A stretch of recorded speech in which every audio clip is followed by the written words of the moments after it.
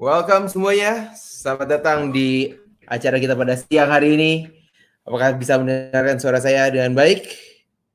Ya, selamat datang di acara hari ini, namanya Digital Agency Summit, bersama dengan saya, nama saya Andri Sawiono, dan nanti yang akan mengajarkan selama 4 jam ke depan adalah seorang guru saya yang namanya Mr. Fabian Lim. Nah, sambil menunggu untuk memastikan semuanya berjalan lancar, saya juga akan menunggu dari tim apakah semuanya bisa mendengarkan baik atau tidak. Bisa tuliskan di komentar, baik Anda yang di YouTube ataupun di Facebook saya, komentar dari mana kota Anda berasal, supaya saya tahu apakah teman-teman semua dari Jakarta atau ada dari Jawa Tengah, Jawa Timur, Jawa Barat, atau dari luar Pulau Jawa. Bisa informasikan pada saya di kolom chat.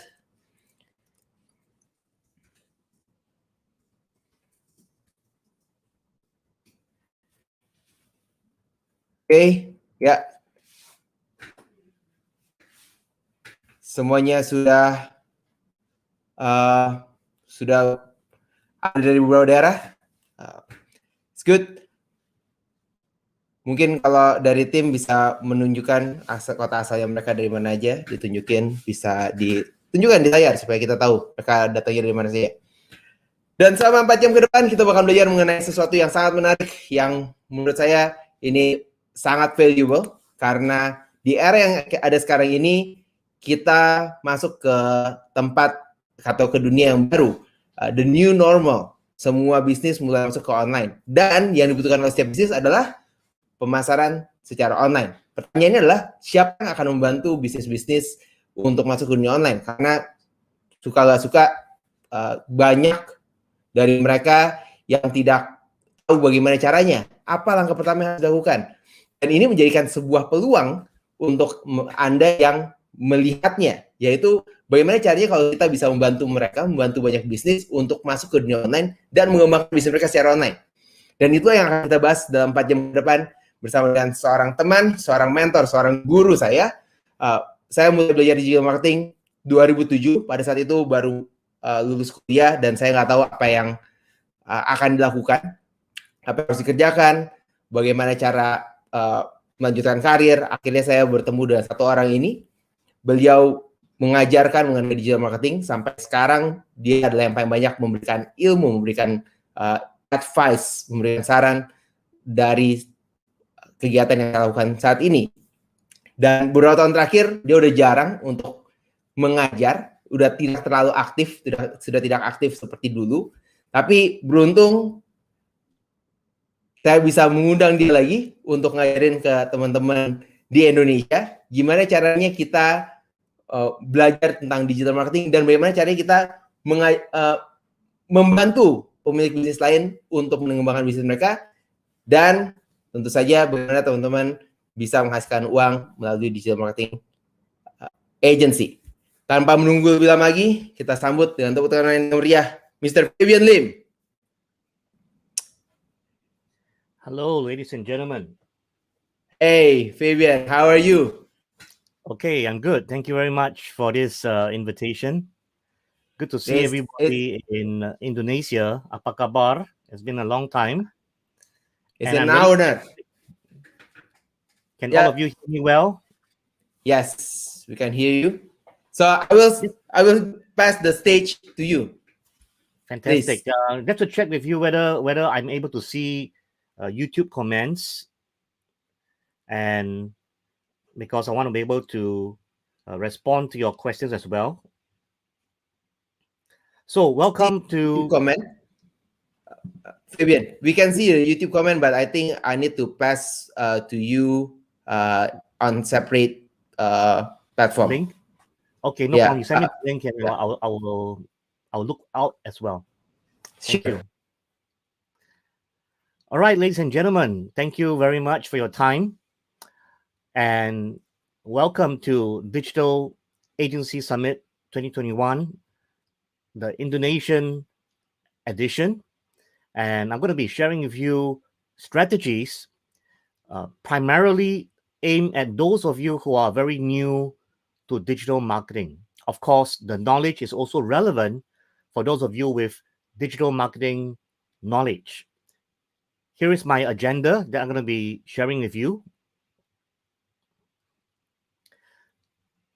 I guess on top of everybody's mind is the question, why start a digital agency? I'm going to give you some reasons.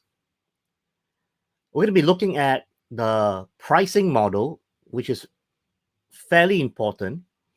And for those of you who do agency work, I want you to be open to consider other forms of compensation other than just a service fee.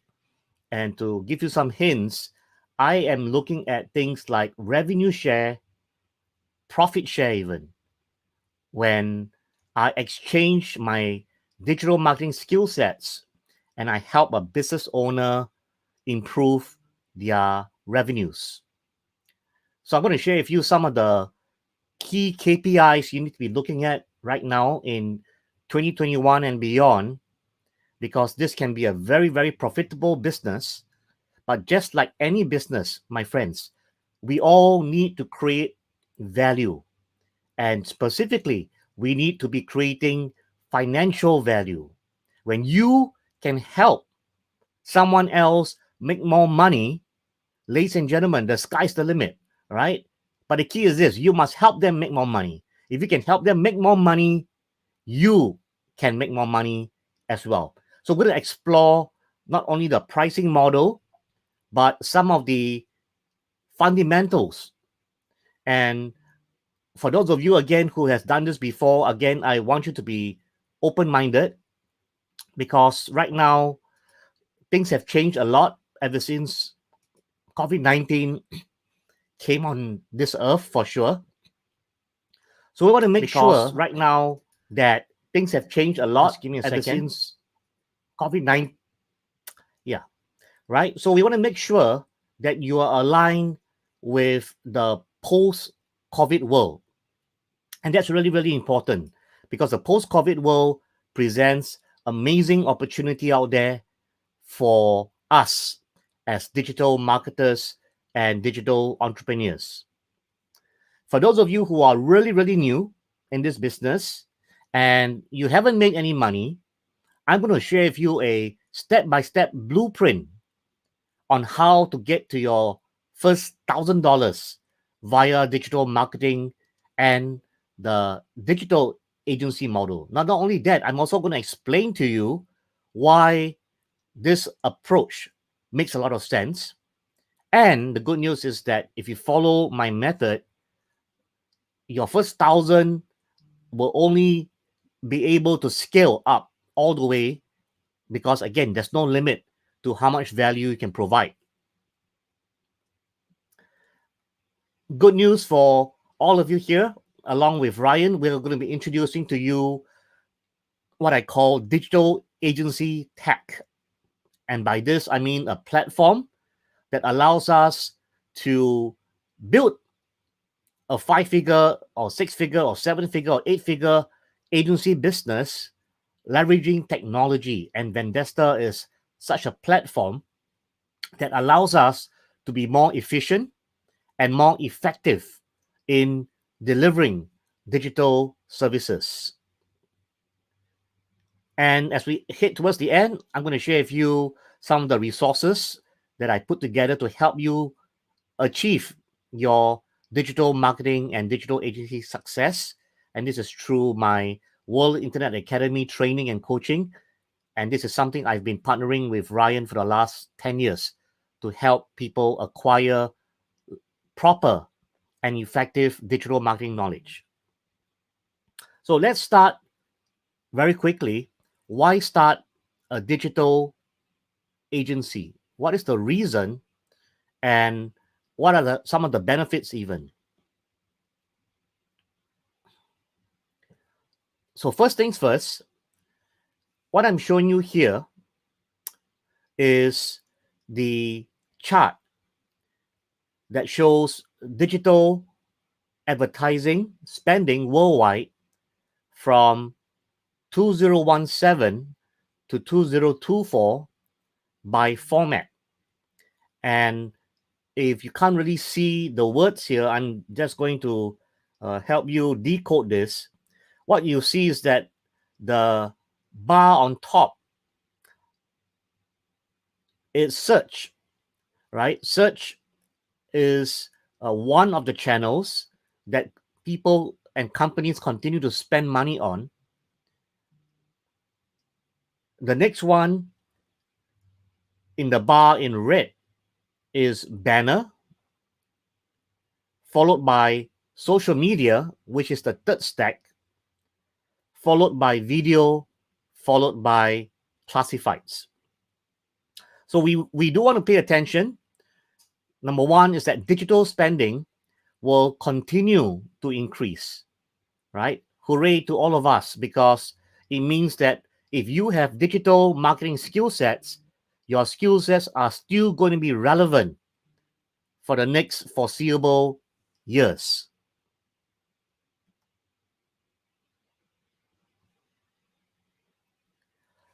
Next, we look at the hourly rate, and admittedly, this is US dollar rates.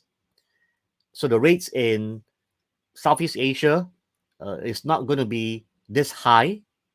But when you are able to create value, and when I say value, by the way, ladies and gentlemen, I don't mean you are creating nice banners or nice art or nice copywriting.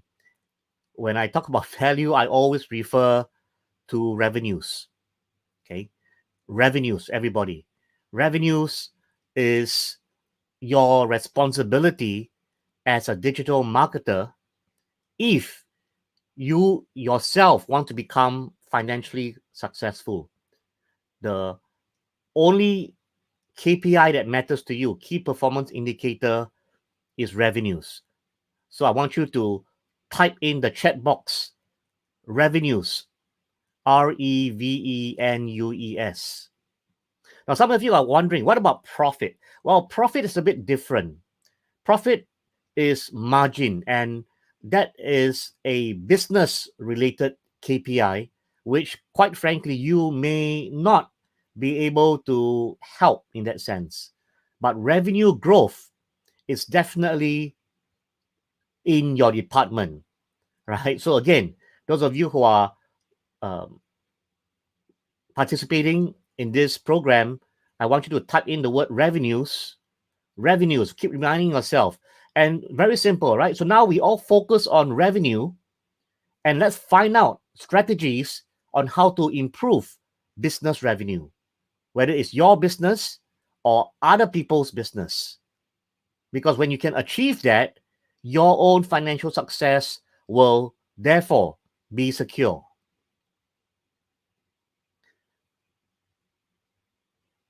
So why start a digital agency? Again, I'm going to give you some reasons. Because number one, the market demand has never been stronger. Ladies and gentlemen, the market demand has never been stronger. We are now in a post-COVID world, and COVID has made it necessary for businesses to go online. There has been unprecedented online growth, online customer demand. So the good news, therefore, is simply that the stars are all aligned. Okay, the stars are all aligned, and this is a great time to get involved in digital marketing and digital agency work. Number two, low startup cost. You know that there's a cost to starting a business, and therefore, when you build a business, there are financial risks. Some of you may be business owners as well, right? So what I'm trying to say here is that the digital agency model is a very interesting model because all it really requires is your knowledge. And where does your knowledge reside? Your knowledge resides up here. Now, obviously, I recommend you invest in your own knowledge so that you acquire the right skill set. whilst of course some of you would argue that you probably can learn some things on YouTube, which is fine, as long as it's effective. If it's effective, who cares what you know, right?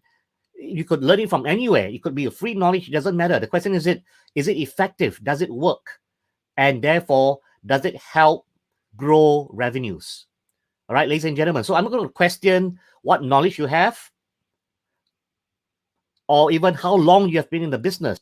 It's totally irrelevant, because the only KPI that matters, quite frankly, today is simply revenue growth.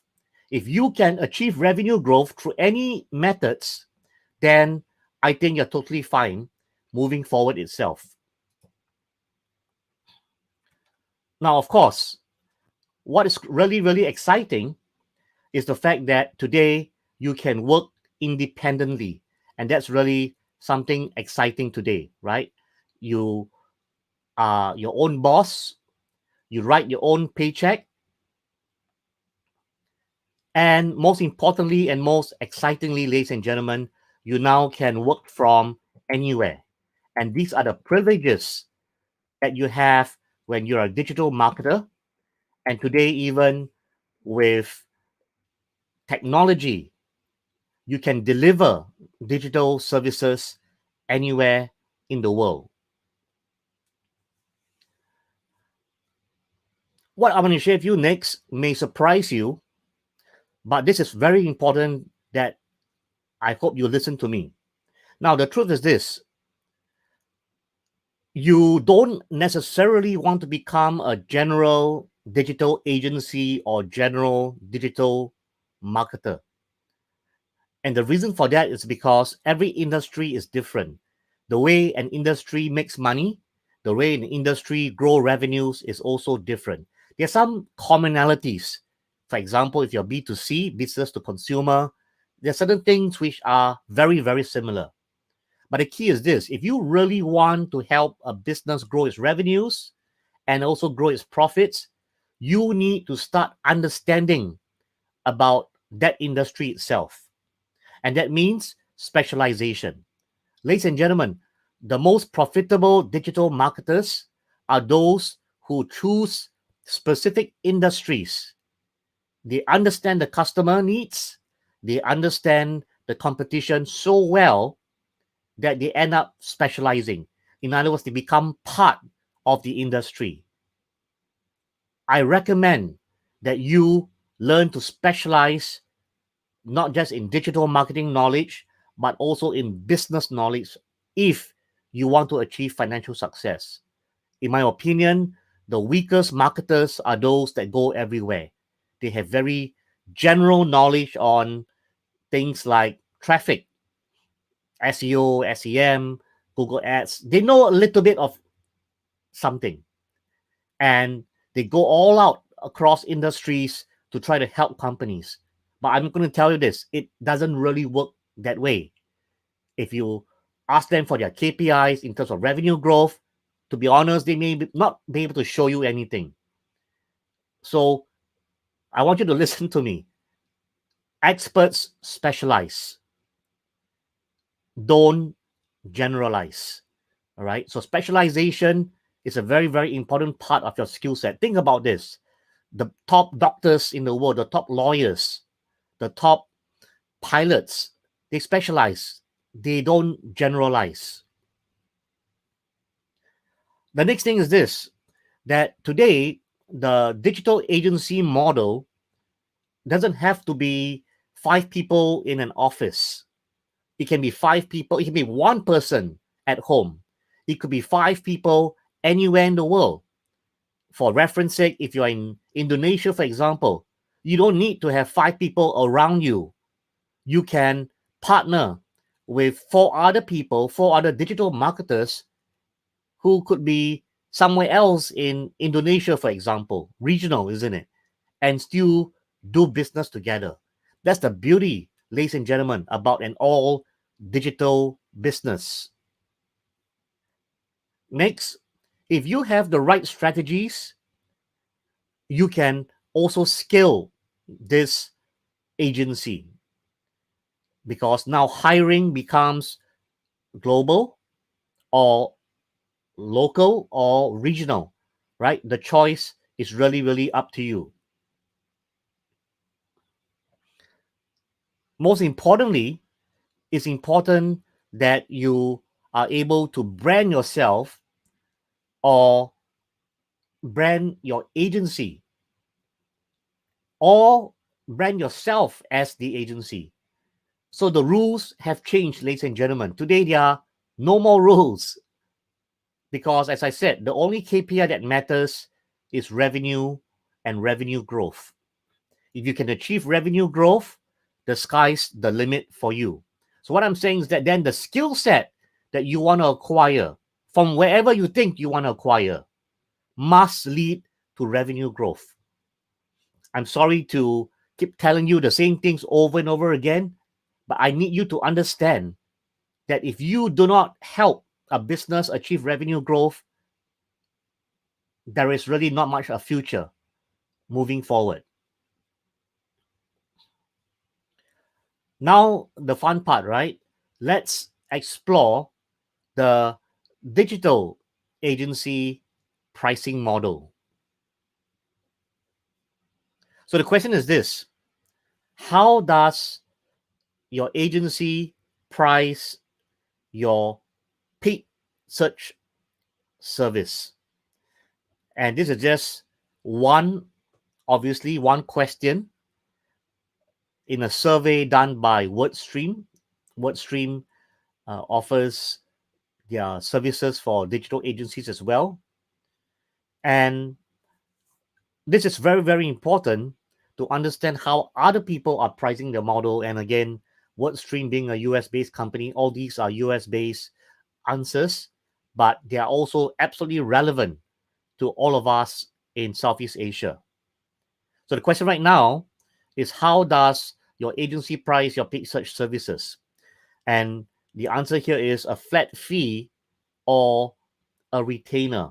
And 50% is giving this answer. Now, what's interesting is this. What's interesting is that when you generally ask agencies how they price their services for paid search service, so Google Ads services in Southeast Asia, majority would answer percentage of spend. What it means is simply that if you are going to be running $1,000 worth of ads, you will charge the client $200 in terms of a fee, which is a percentage of 20% of ad spend. That's, as far as I'm aware, the current pricing model in Southeast Asia. I think what's interesting is to note that that model, which I don't really like, by the way, percentage of spend, I think is the wrong model for paid search. Why? Because the key for paid search to work, or any kind of paid advertising to work, is for you to, again, right, get to revenue growth. So if you ask me, right, I'm a big fan of revenue share rather than percentage of spend. Ladies and gentlemen, it's very different when you are charging based on percentage of revenues. You are creating value. The more value you create, the more you get paid. The normal way that agencies are charging all across Southeast Asia is percentage of cost. So the more they spend, the more you get paid. But the more you spend does not equal to revenue growth. So to me, the signal is all wrong. Why should I pay you more when I'm spending more? I should pay you more when you make me more money. Friends, are you with me? Can you please comment yes in the chat if you agree with me, right? You get paid more when you make more money, not you get paid more when you spend more money. That's the wrong signal that you're giving the business owner, and it's a very, very messy situation here. You make me more money, I pay you more money. Now, that is what I'm talking about, ladies and gentlemen. It doesn't matter that the rest of the agencies are doing it wrongly. Forget about them. You focus on yourself. If you want to make money, ladies and gentlemen, right? You help them make more money, they pay you more money. That's all that matters. All right. I'm not here to save the world. Okay. I'm not here to save the agencies. I'm here to share knowledge with you. Why the agency model can be absolutely profitable, but you must have the right metrics in place. You make money, they make money. You help them make money, you make money. And that's why, again, right, do not be afraid of charging a fee for revenue growth, because I do that. In fact, my only model I want to share with you, ladies and gentlemen, my only model that I pursue is a very fair model. It's revenue share. Because if I don't create value, I don't deserve to get paid, very simply. Now, what does it mean? It means that I need to have the skill set. I must have the confidence. I must have the right learnings and right methodology to help someone or some company make more money. But what is so wrong with this? What is so difficult to understand? Money makes money, right? The reason why a business owner starts a retail shop or a coffee shop or a restaurant or a boutique is to put money in to make more money. And my point is that if you can help the business owner make money or make more money, you deserve to be paid money. And why make it a flat fee? Because in a flat fee situation, you're not motivated to grow revenues. But if it's a revenue share, then now you're motivated to help your business owner make more money. And not only that, right? Those of you here who understand things like SEO, search engine optimization, where all the SEO guys in the world talk about traffic. Who cares about traffic? I want to pay you based on revenues, not traffic. So if your traffic doesn't convert, your SEO sucks. If your SEO help me make money, then I pay you money. Isn't it better, ladies and gentlemen, than charging a cheap fee to do SEO services without any KPI, right? So I have the question here. How can we know how much we will get if we use the revenue share system? Well, akan datang, right? Coming attraction. I'll share with you my personal logic on how we can have a negotiation with the business owner and talk to them. Okay, because different industries again are different, which is why I was telling you earlier that if you understand the industry, then you understand their cost structure. Don't forget, every business has this thing called in accounting COGS, cost of goods sold. So there's a cost to delivering a final product or service. So a high-end restaurant that sells beefsteak, they have the cost, which is the price of the beef. So when you understand the industry, you understand their cost structure, this discussion is much easier. But of course, you don't need to have knowledge in this area. You can just have a sincere chat with the business owner to come up with what is a fair revenue share. Okay, so the answer would be, well, it ranges from anywhere from 5% for a very thin margin business to 30% revenue share. And so if you ask me that, then why are some businesses 5%? Well, because they have very thin margins.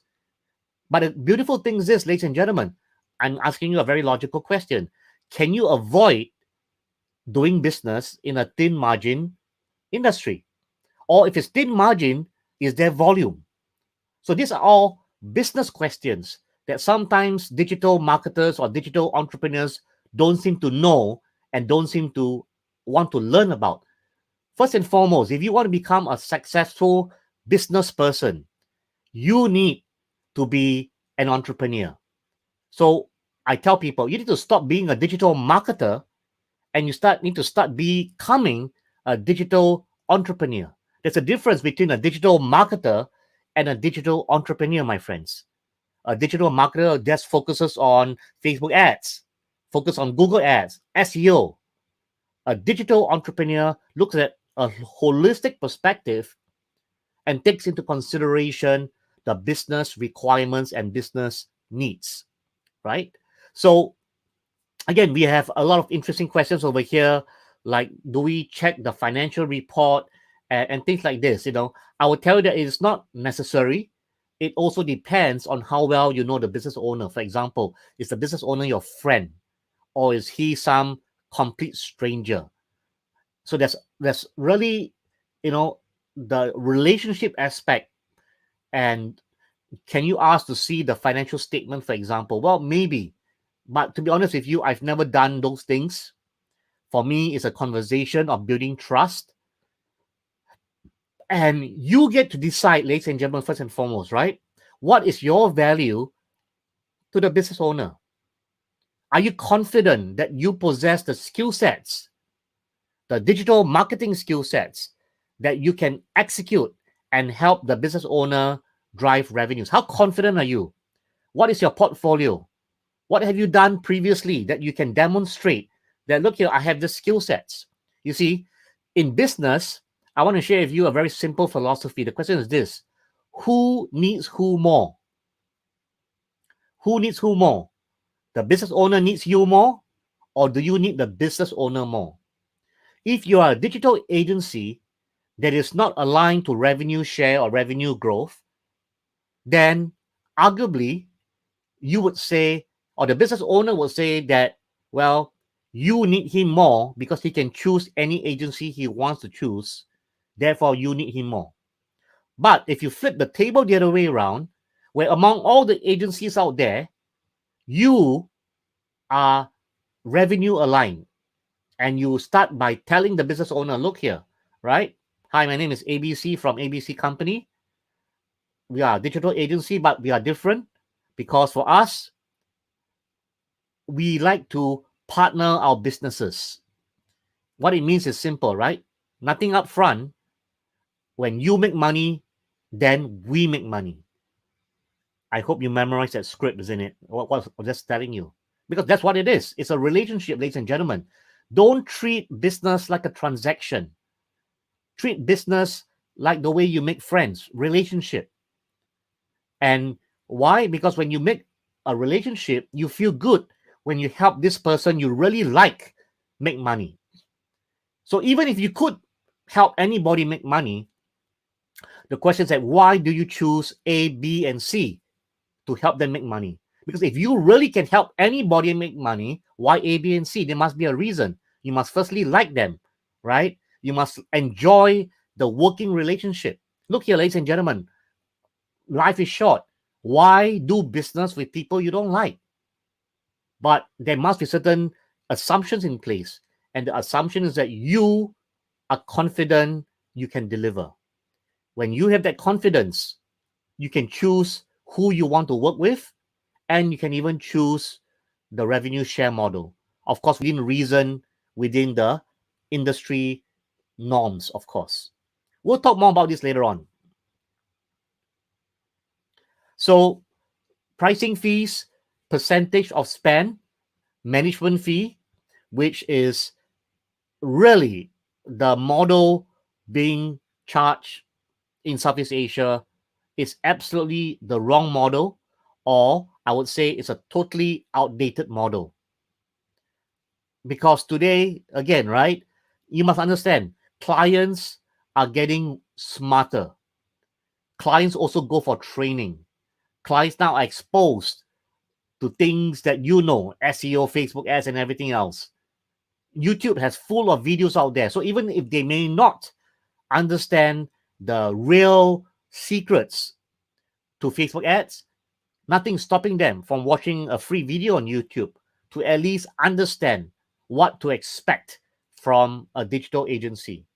So if, again, you just have to turn the tables around, right? If you are the business owner, would you pay someone a percentage of spend, or would you want to demand that he help you grow revenues? Which is an easier deal? I think revenue growth is an easier deal than percentage of spend, which I think is totally outdated.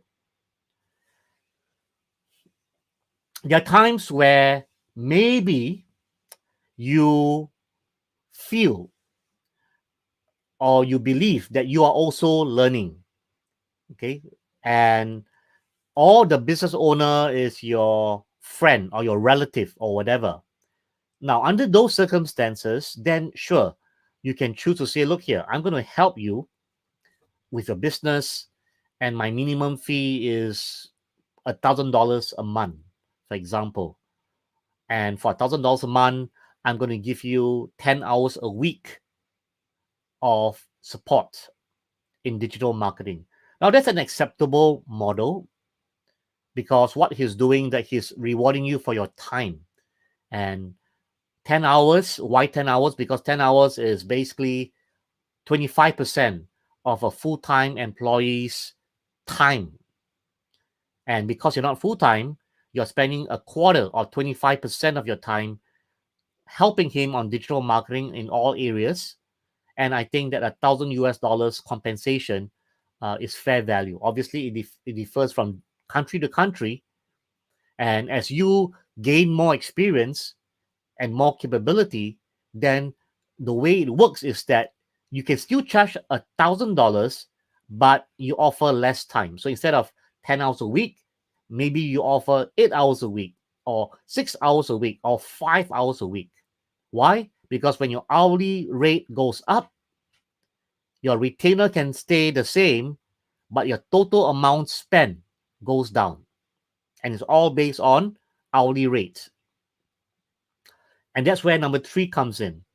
So number 3 is billable hours, where you say this is my hourly rate, and you saw in the US, the average hourly rate is about over $100. Now, can we achieve over $100 in Southeast Asia? Actually, the answer is yes.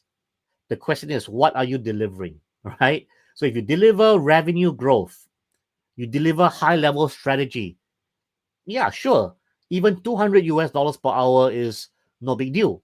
A large company will pay you that kind of money, but do you have that kind of experience? So that's a problem with billable hours, ladies and gentlemen, right? You price yourself at $50, the client value you at 25. How do you respond? If it's revenue growth, everything is so clear because you make money when they make money. Number 2, then it doesn't matter what you're doing on your Facebook ads or your SEO or your Google ads or your email marketing even. It only counts when you help them grow revenues. And that's where revenue share comes in, right? I'm a big fan of revenue share because there is a positive incentive for me to work hard for the client, because when I help him make more money, I end up making more money. And I like that. Now, the flip side, unfortunately, holds true. If I do not help him make money, I could be walking away empty handed. But you know what? I think that's fair. If I didn't help him make money, I don't deserve to get paid. So it works both ways. It's fair. And this is one area where the client will be wishing he paid you more money. I mean, for example, if you're doing a revenue share of 80-20, for example, or even 80-90-10 revenues, because it's not profit share, this is revenue share, right? So you revenue minus cost equals to profit. So the point is that if you say revenue share, even if it's 90-10, ladies and gentlemen, and you are helping him grow his monthly sales from, let's say, 20,000 US a month to 100,000 US dollars a month. When you get him to 100,000 based on a 90-10 revenue share, well, he's supposed to pay you 10,000 US dollars. So my point is that if you have the right skill sets and you help one business grow from 20K to 100K, your paycheck for that one business is $10,000. But as if you take the normal digital agency model formula, you know how many companies you have to help at $200 for management fee to hit 10,000 US dollars. You will need 50 of such companies based on my mathematics. You need to serve 50 companies at $200 each to get to $10,000 a month. And you probably couldn't do it alone because you got 50 companies. You now have to hire people. And it becomes a difficult business. Whereas in this business model, one person single-handedly helps a business get to $100,000 a month, and he takes home $10,000 because it's revenue share. The business owner is happy, you are happy. Now, of course, if you want to go deeper, then profit share could be a solution. Now, what's the difference between revenue share and profit share again? For revenue share, you just take a top line. So you're doing e-commerce, whatever revenues you bring in, that percentage becomes revenue share. In profit share, you have to now subtract the entire expenses of the whole company. Now, arguably, you could argue for a higher percentage of profit share than revenue share because revenue share does not take into consideration cost. Profit share does. So in a profit share arrangement, you could do 80-20, 70-30. Of course, you take the smaller amount and it's net of profits. So the good thing is that it's very clean. Obviously, the business owner must disclose financial statements to you because you're being paid on profit share. Then he must now declare his expenses. But this is where, if you're getting into a profit share arrangement, you now want to put on your entrepreneur hat and help him reduce expenses. Because when you help him reduce costs, your profit, or rather the company profit increases, your profit share also increases. Are you following me, ladies and gentlemen? Right? Again, there's no rule book that says I'm just a digital marketer. Well, that's up to you. I do not wish to label myself as a digital marketer because I'm a digital entrepreneur. And that means I'm good at digital marketing, but I'm also good at business and business management. Can you stay on one side only? Sure, you can. That's up to you. No problem, right? You can just focus on the digital marketing side, and there's nothing wrong with that. But I'm saying if you are totally ambitious, where you want to have unlimited income, then you really want to become the digital entrepreneur. And the most satisfying and profitable way to get paid is profit share. At the profit share level, you're almost like a shareholder of the company already. Can you get to that level? Absolutely. Right? Does it work all the time? Probably not. But you don't need that many partners or business partners to work with like this, or business owners to work with. For me, I work with 2 or 3 business owners in such a model, and it's enough to give me a 5-figure paycheck in US dollars. So this is about quality, not quantity, right?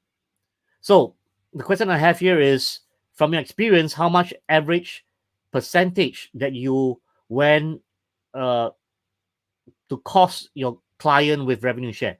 You see, again, as I said, it depends from industry to industry. There's really no fixed number because the margins between industry is really different. I mean, for example, if you are selling a digital product, that's the reason why when you sell a digital product, because the delivery cost or the logistics cost, the inventory cost is zero because it's digital, a business owner can offer 50% margins, no problem, or 50% profit share or even revenue share. But when you're dealing, for example, with F&B or restaurant, for example, their margins are barely 10%. And they cannot give you 20% revenue share because their margins are at 10%. So at best, you are going to make 5% maybe. So different industry have different cost structure, And that's the reason why you want to start to understand the industry and decide. So that's a beautiful thing, right? You decide whether or not you want to work with this business owner in this industry.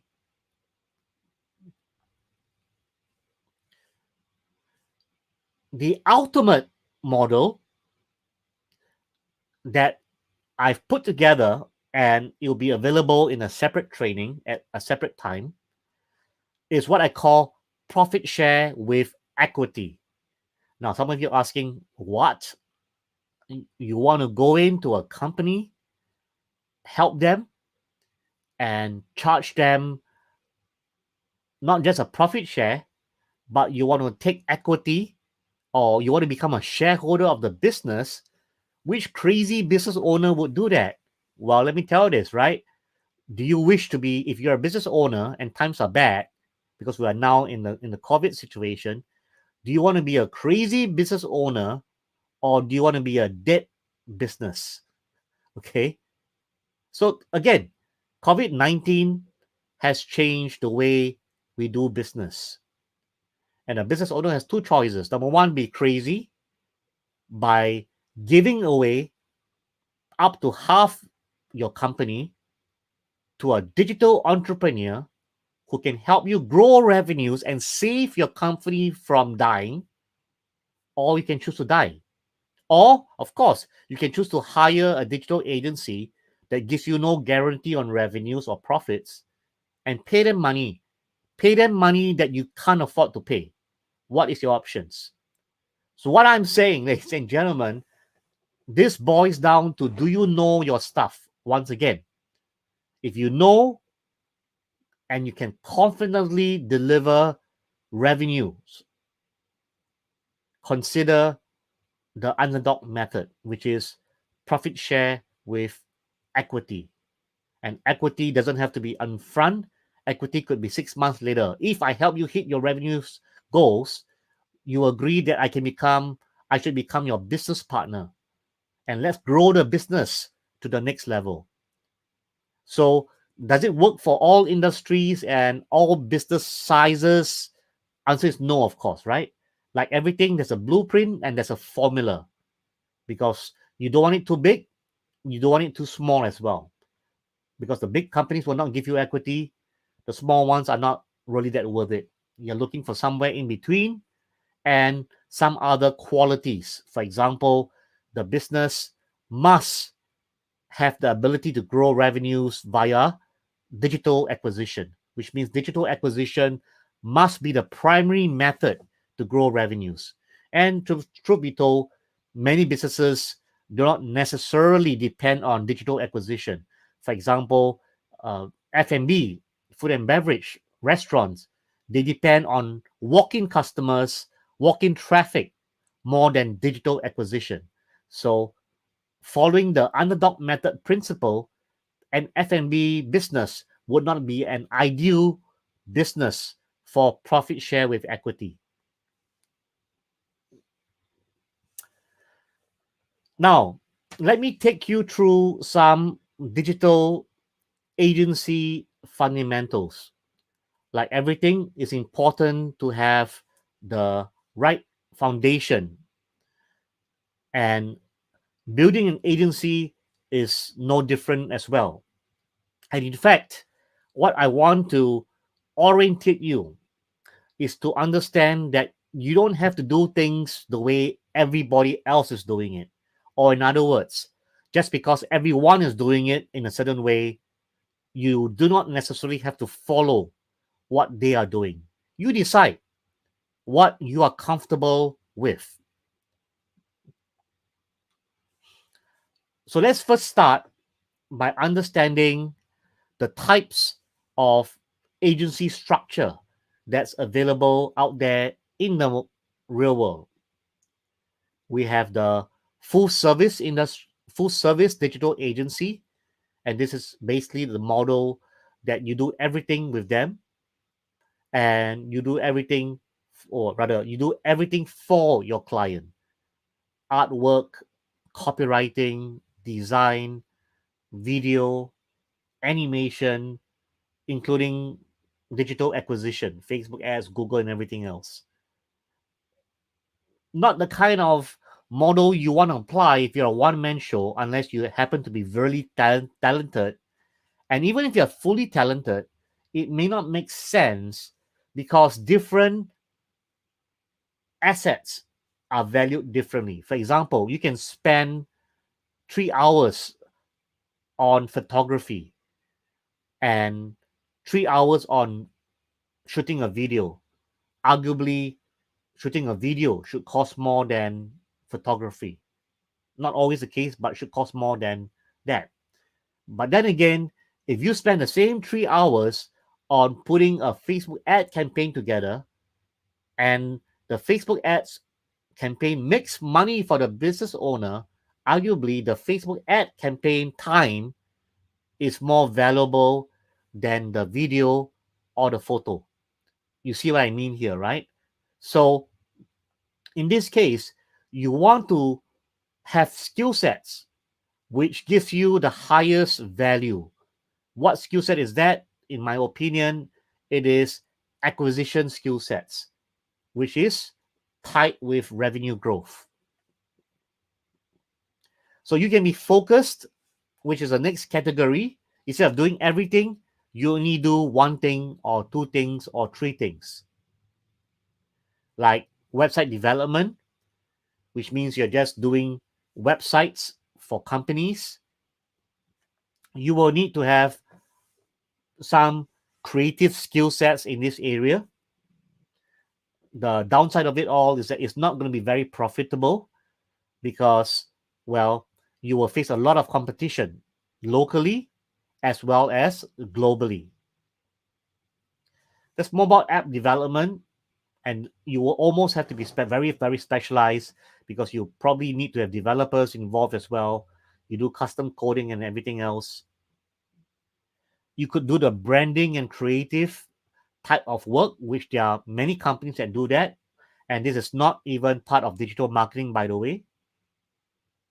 You could be a search agency, and by search meaning that you focus on helping a business have more visibility and grow revenues in the search engines. So they are search digital marketing agencies, and they specialize in two skill sets: SEO, organic traffic and organic search, and SEM, paid search. There could be the social media, which is primarily focused on content marketing and creative. There could be the performance-based agency as well. And by performance-based means that the agency gets paid based on achieving KPI. There are some who specialize, believe it or not, just on email marketing.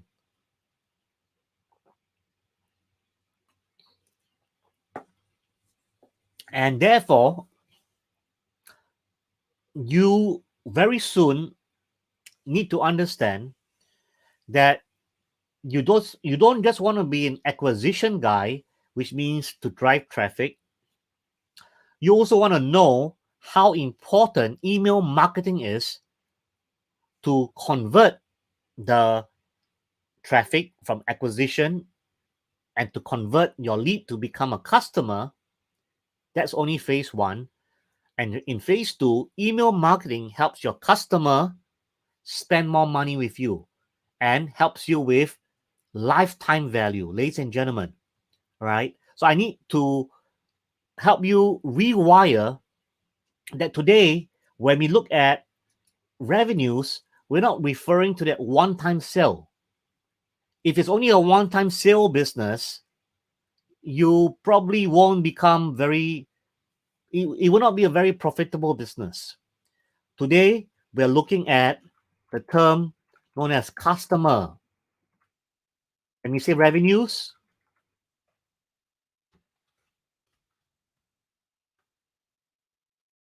what we're referring to when we say revenue is lifetime revenues.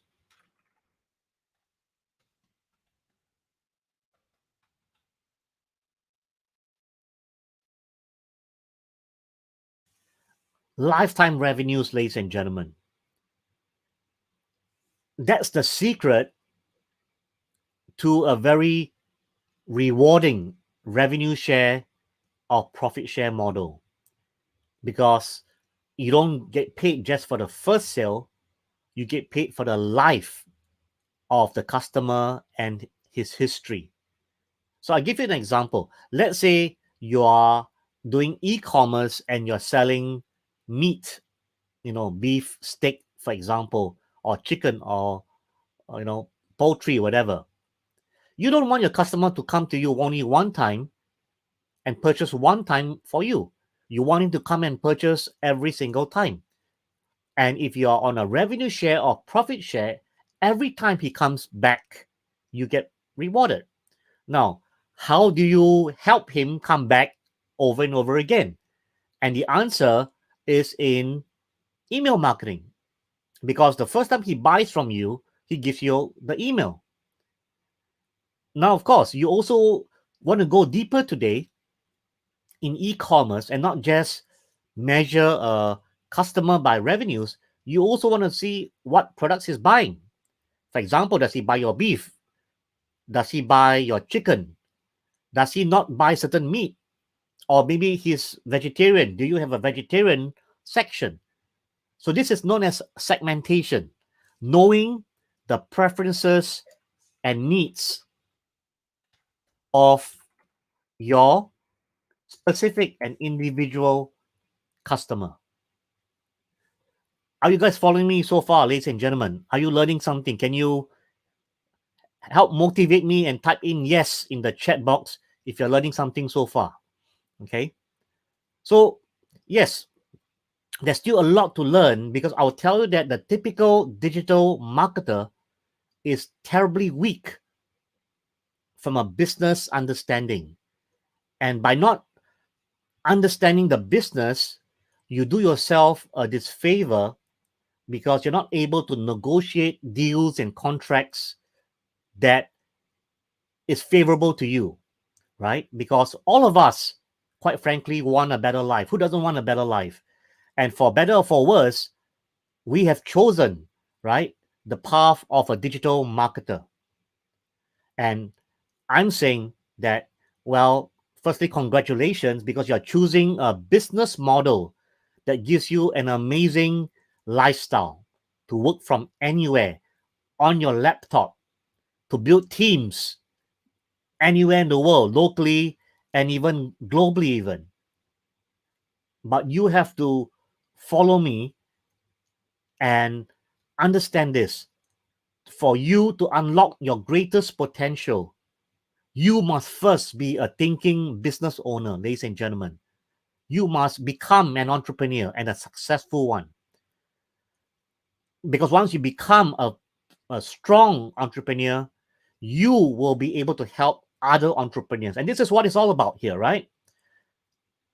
So there are many functions, as you have seen over here. The next one being content marketing inbound. And what I'm trying to demonstrate to you is that you can do a lot of things within the realm of a digital agency to add value. Because arguably, everything we've spoken about adds value. But not all value you create is rewarded equally.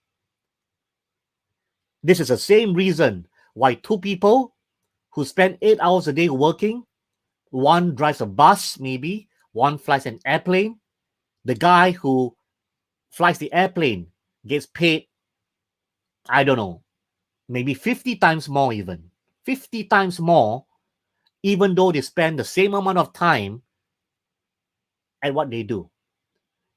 There's a disparity of income, and the disparity exists in every industry, including the digital agency and the digital marketer niche.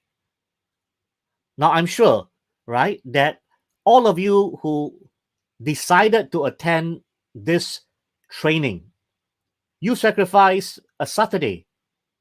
Yes, you could be out there watching a movie, going out with friends, enjoying shopping, or even staying at home watching, a movie, or just relaxing, you chose to come here.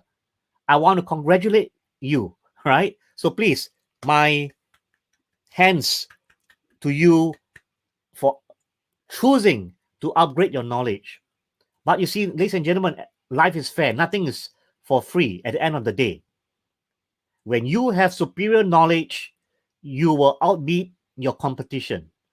When you have superior knowledge, you will help your business owner partner outbeat his competition. This is what it's all about.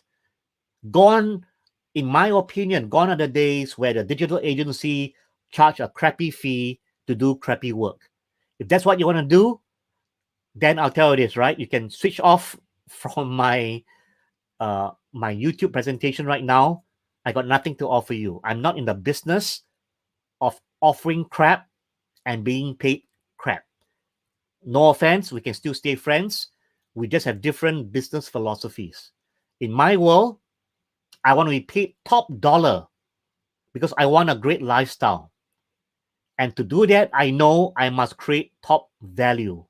Once again, value defined in terms of revenue growth.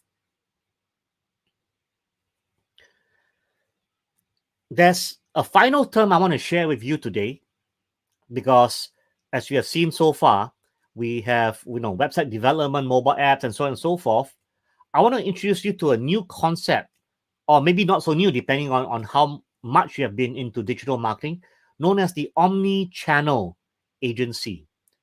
So the omni-channel agency is the type of agency I want you to become. You can start as a one-man show, no problem. You just have to acquire the omni-channel minimal knowledge to execute omni-channel marketing. And of course, I'm going to share with you what omni-channel marketing is all about very shortly.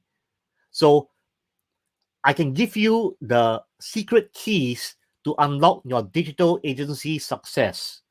And it's this. You focus on a formula that I'm going to share with you very, very shortly. So welcome to my world known as omni-channel marketing. Omni-channel marketing is, by definition, multi-channel, multi-touch point. Let me say this again. Multi-channel marketing is multi-channel, multi-touch points. And by this, we mean that engaging a lead or prospect is going to be multi-touch points. Converting the lead or prospect into a customer, into a paying customer, will also be multi-touch point. And finally, to make your customer a lifetime customer will also be multi-touch point. As you can see in this chart, you're talking about not just one touch point, but you're talking about probably 20 touch points.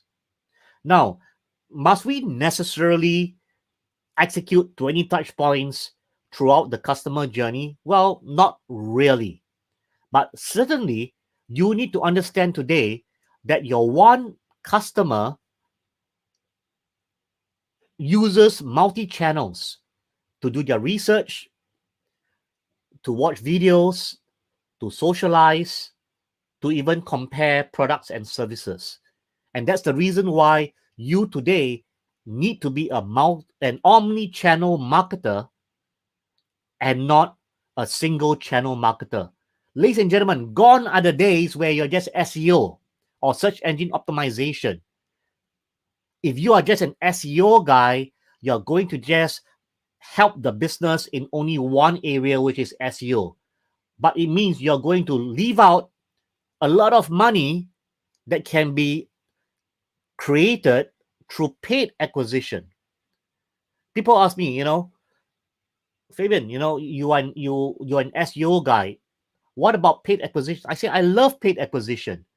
In fact, today, what it means to be an omni-channel marketer is to be good at both paid acquisition and organic acquisition.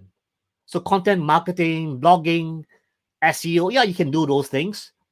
But if you do not know how to do paid acquisition,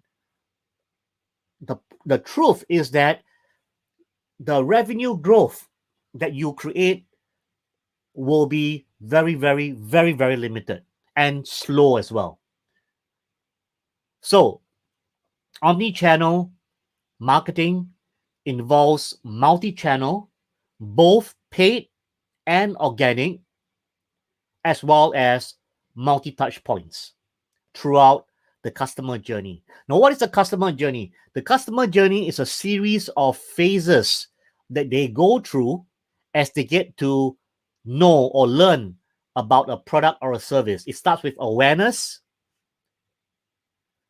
interest, consideration, purchase. So purchase is the stage when they pay the business owner money. But here's the thing. Many business owners and digital marketers stop at purchase. You need to continue because there's still retention. Retention is to keep the customer engaged with you so that they continue buying from you and help you grow your customer lifetime value. And finally, there's advocacy. And advocacy is turning your customers into raving fans and getting them to tell their friends about your product or service. That's known as advocacy. Look here, your best customers are also your best fans. Why? Because they are the ones who have benefited from you, and they are the best people to tell other people about your product or service. This is known as advocacy. Let me tell you this, right? Very, very few businesses, very, very few agencies even understand about advocacy, yet alone promote it. You have the opportunity to do that as an omni-channel marketer, because an omni-channel marketer starts engaging the prospect at awareness, and they go with the continued engagement all the way down to advocacy. You need to look at the customer journey from the entire life cycle and not just one component, which is what many digital marketers do, right? They focus a lot on acquisition, the first sale, and after that, they drop. Big mistake, ladies and gentlemen. So as a revenue growth expert, you must look at it from the entire customer journey. I want all of you to type in the word customer journey, because it's not a new, for many of you, it's going to be a new term, but you need to start focusing on this. The language that you use must be consistent with that of an omni-channel marketer. So when you educate business owners, you educate them on the customer journey. You show them this slide that I'm showing you over here, and you can reproduce the slide by going to Google Images and type in customer journey or omnichannel marketing. This would be there. The key is this, my friends, right? Because I want to teach you how to be more effective and more persuasive. The way I'm being more effective and persuasive to you, you do the same to be more effective and persuasive to a prospect or to your business owner. And that is through education. The more you educate yourself, the more you're able to educate someone else. And the best form of selling is education or teaching. Please respond yes if you understand what I'm trying to tell you, ladies and gentlemen, right? When I speak to a business owner, I don't sell him. Why do I need to sell him? I educate him. Because when I educate him, I teach him, I become his teacher. And students always respect teachers. That's what it is. But students, of course, respect teachers when the teacher has taught something that makes sense. And business owners are humble people. They want to grow their revenues, but they do not know who to turn to. So I'm telling you this, don't sell to the business owner. Educate yourself and educate him in turn. If he asks you, for example, how do you guys run your Facebook ad campaign? That's a beautiful question. And by you being able to explain it in a very effective manner, here's, for example, right? I will say, look here, there are certain considerations I need you to first understand, right? Facebook ads is just a channel. What is crucial is not the Facebook ad itself per se, but to firstly understand, is your target audience on Facebook? Because not all target audiences will be on Facebook. For example, if you want to sell a Rolls-Royce car, what's the probability do you think that a person who can afford a Rolls-Royce car vehicle will be on Facebook? Answer will be very, very low, right? So Facebook works most of the time, but Facebook doesn't work all of the time. So your first skill set in Facebook advertising is the ability to identify the segment of audience that you believe will buy your product or service. And by segmentation, the next hard thing to do is to qualify, right? So identify, qualify, convert. I'm just giving an example on how I would explain to a business owner about Facebook advertising.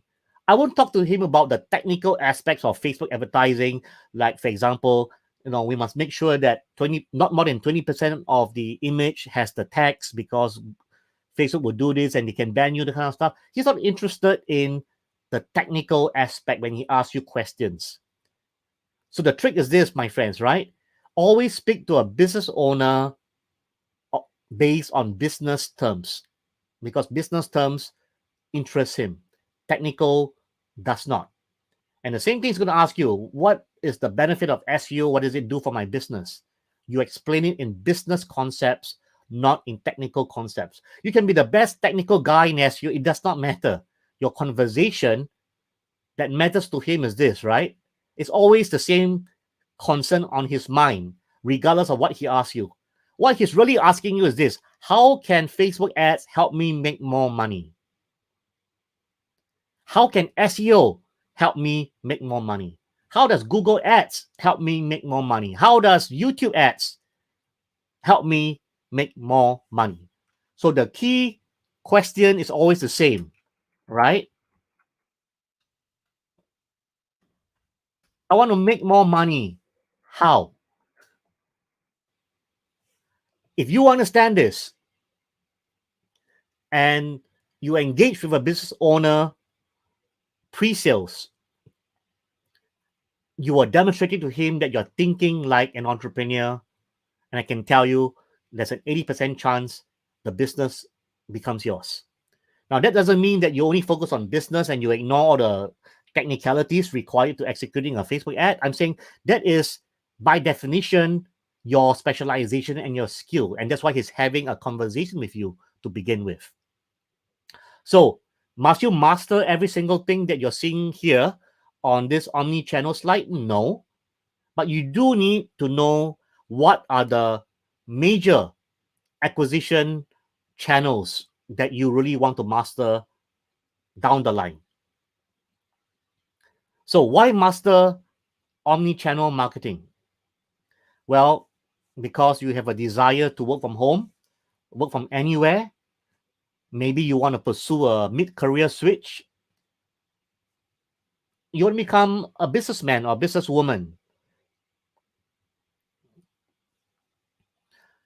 Because when you understand multi-channel marketing, not just Facebook ads or SEO, when you learn to combine your traffic acquisition strategies, you will have the ability to have a true insight on the most effective way to market a product or service. And what I mean by this is that not all services or products necessarily benefits from SEO.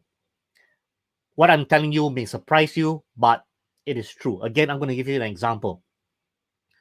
In the F&B industry, the food and beverage, the restaurant business, SEO it's not going to help much because people choose a restaurant based on proximity, not on search relevancy. There's a difference, right? There is search relevancy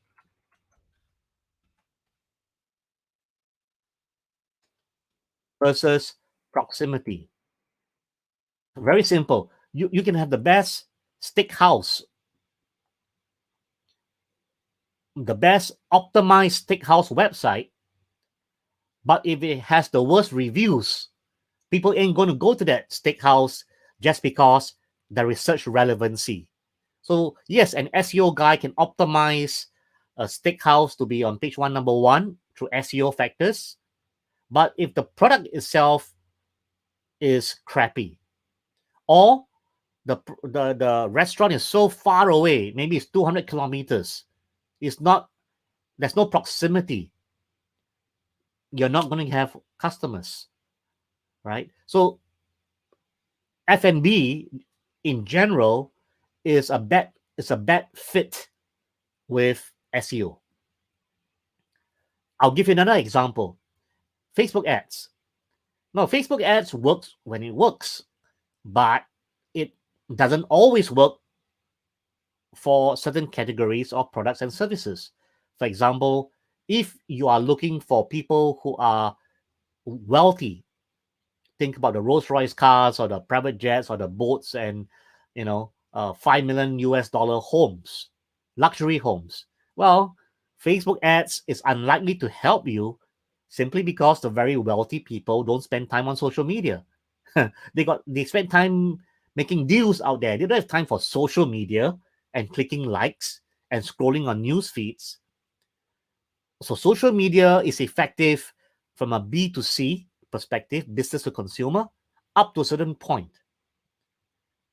Then you say, well, then how else do I reach out to these affluent people? If you want to reach out to affluent people, I wouldn't use Facebook ads. I will use Google display. I will use Google search. I will use I will use YouTube ads. Because believe it or not, Google has demographic data, which means they know who are the affluent guys, who are the affluent people. And we can segment these people or filter these people out on YouTube ads that matter to these people. So these people don't go to social media, or if they go to YouTube, maybe they look at stock trading information, or they look at Financial Times, or they tune into CNN. Then we make sure that our ad appears to these wealthy people when they're watching CNN, because we tell Google, I want to target the top 10% income people. Or if I'm selling a private jet, I will show my ad on YouTube when someone is in the top 10% of income and watching a private jet video, essentially, right? So that's the reason why you really want to be a multi-channel marketer, because if you're just single channel, then you're going to solve everybody's problem with that one solution, like SEO. And SEO doesn't work all the time for everybody. And even if it does work for your industry, you're still leaving a lot of money on the table by not pursuing paid acquisition strategies. One of the privileges of being an omni-channel marketer is being able to choose your preferred business model. There are too many over here,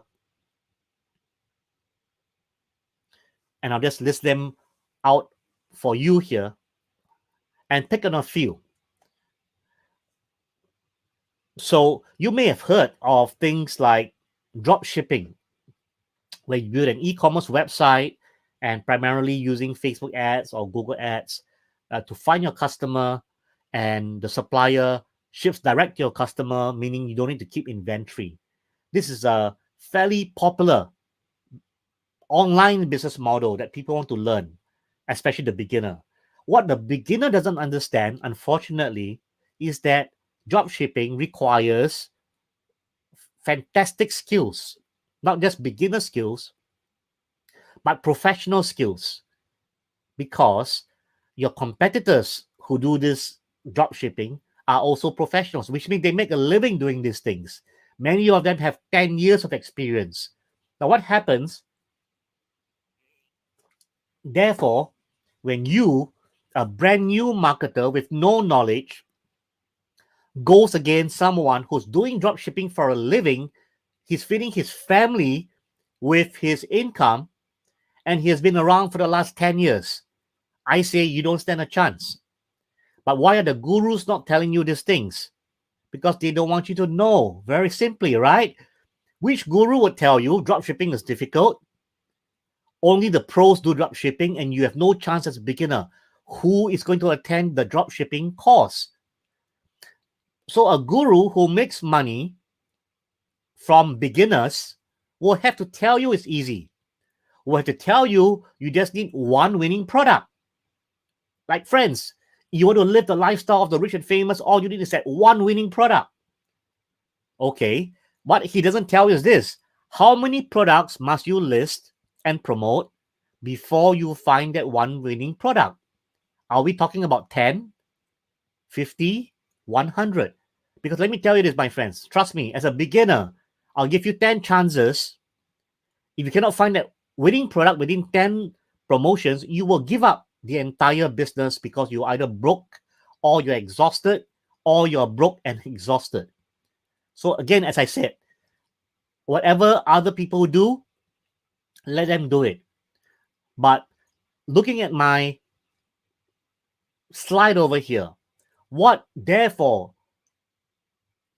is required for you to succeed in dropshipping? I didn't say you can't succeed. I say that you need professional skills.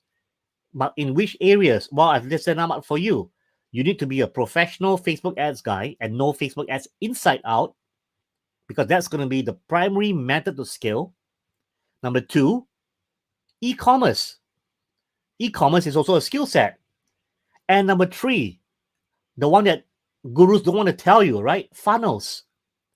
And by funnels, I mean landing pages, world-class copywriting, strong product, strong benefit, great pricing, and strong, unique value proposition. Now, the beginner is asking me, what are you talking about? What's all this stuff you're talking about? The guru didn't say that. That's the reason why you probably won't succeed, my friend, right? So my point is this: stop getting distracted. Focus on your omni-channel skill sets. Why? Because if you have strong Facebook ads, Google search, SEO, email marketing, analytics, some basic website building, for example, the truth is that if you're good in these few key omni-channel skill sets, you can do any of these business models and succeed. Just like I can do any of these things and succeed because I have the knowledge and experience, right? So don't be charmed by a business model. You must understand, behind every business model is a set of core skills. Acquire the core skills first. Then you can choose any business model you want. The core skill comes first, then the business model. The gurus want to sell it to you the other way around, because they want you to come to their course and learn a business model. But what they don't really tell you is that for this business model to work, you need a set of core skills. The business model I can teach you in 2 days. The core skills will take you months. You understand where I'm coming from, ladies and gentlemen? Can you please comment yes, right? If you are following me, come on. Show me that you are alive and not watching Netflix as you listen to me, my friends. Okay? Your core skills come first, not the business model. This has been a scam that has been going on for the last 10 years, right? Where you attend an internet marketing seminar and the guru tells you about drop shipping or e-commerce or Amazon and whatever, and you want to learn about the business model. I'm telling you, behind the business model, you need core skills. Without the core skills, you won't be successful. Even Amazon, by the way, Amazon marketing, or even FBA, if you have heard of that, fulfilled by Amazon.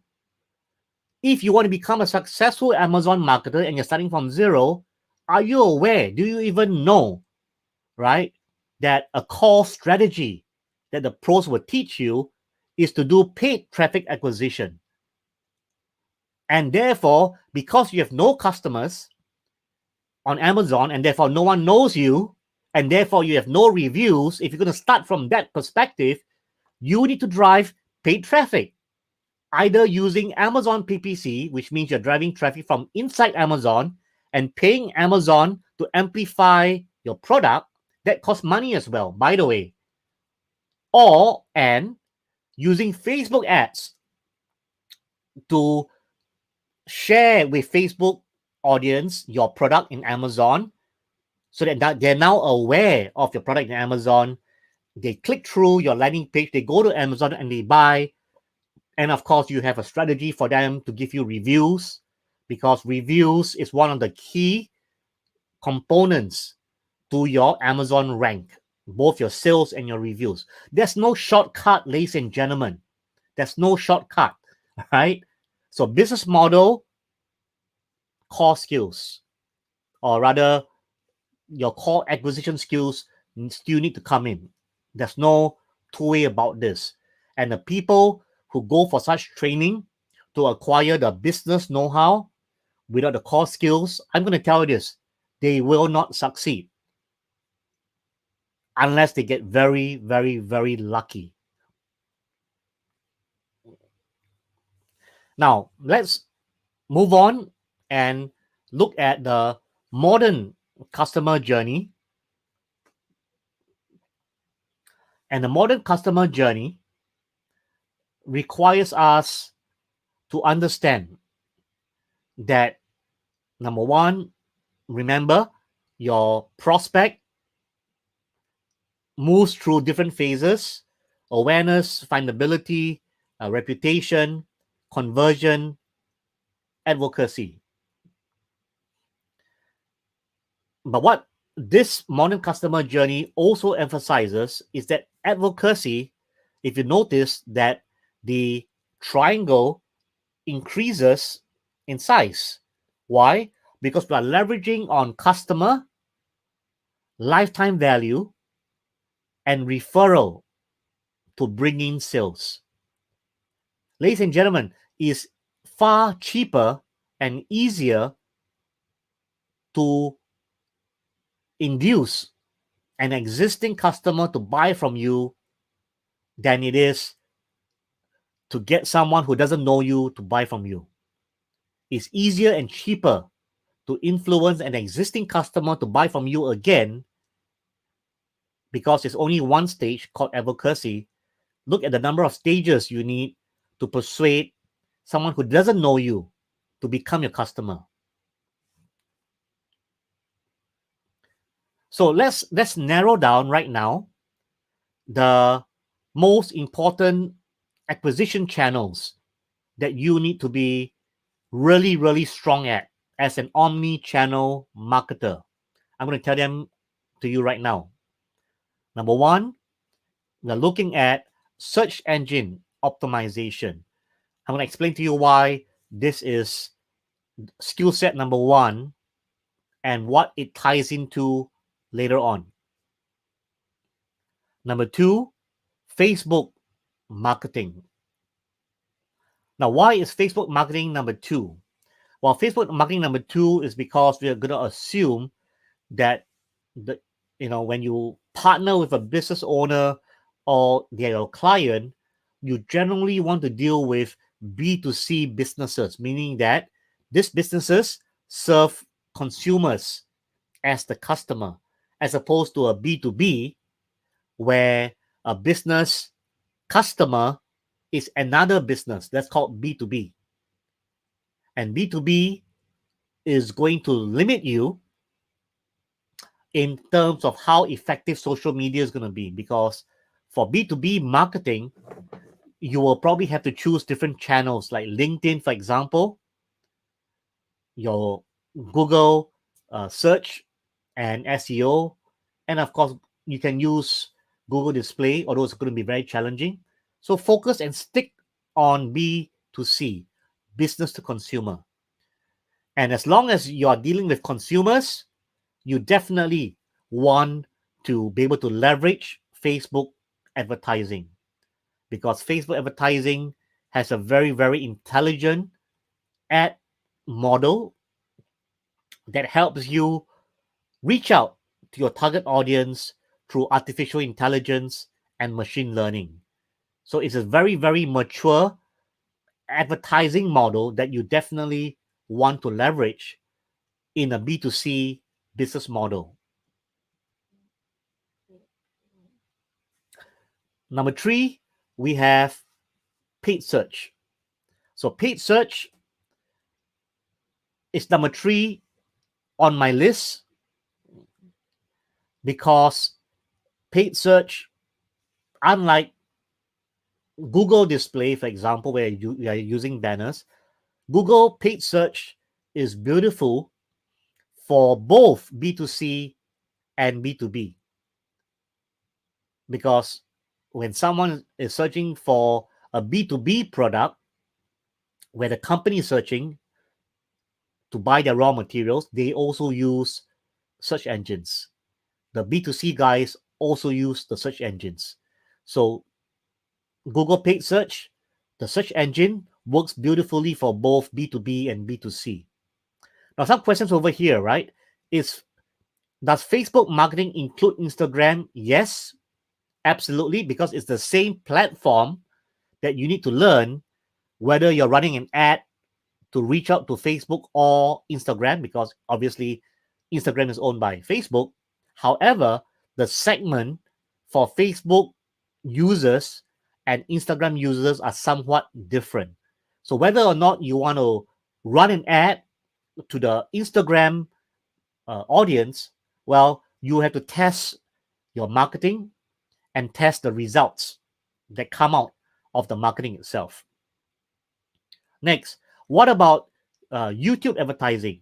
Well, YouTube advertising is definitely important for sure, and it's also fairly effective, but it's generally more complicating because you need a video asset if you want to run video ads. Now, obviously, you can also run banner ads on YouTube for sure, but I'll just tell you, right, that display and YouTube would be number 4 in my list over here. But since I'm only telling you the top 3 or the first 3 channels that you should master as an omni-channel marketer, I have to limit it to 3, and the 3 are as follows: search engine optimization, Facebook marketing, Google paid search. Of course, if you want to say what's number 4, number 4 will be Google display and YouTube advertising. Now, what's not in the top 3, because it's not really an acquisition channel per se, is email marketing. Do not dismiss email marketing. If you're a digital agency and you do everything except email marketing, I would tell you, you're leaving up to 30% of your revenues on the table, because you missed out one of the most important assets to building and creating lifetime value. And this channel also plays a very, very important role to convert a prospect to a customer, and that is email marketing and marketing automation. So, friends, if you are today a digital agency and you're helping a business and you're doing 0 email marketing, I'm telling you, you're leaving 30% of money on the table. Email marketing is so important because you want to have at least 2 lists, LIST.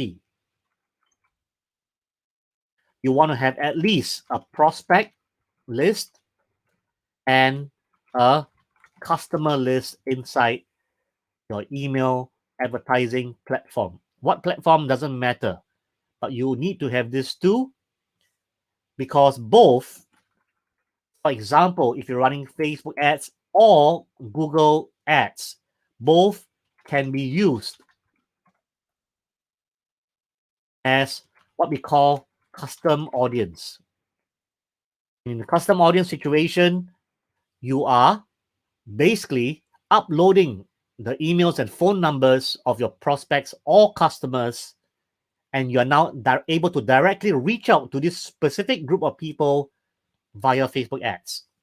And of course, those of you who are more advanced, you know that when you have a strong custom audience list, you can now create what we call look-alike audience.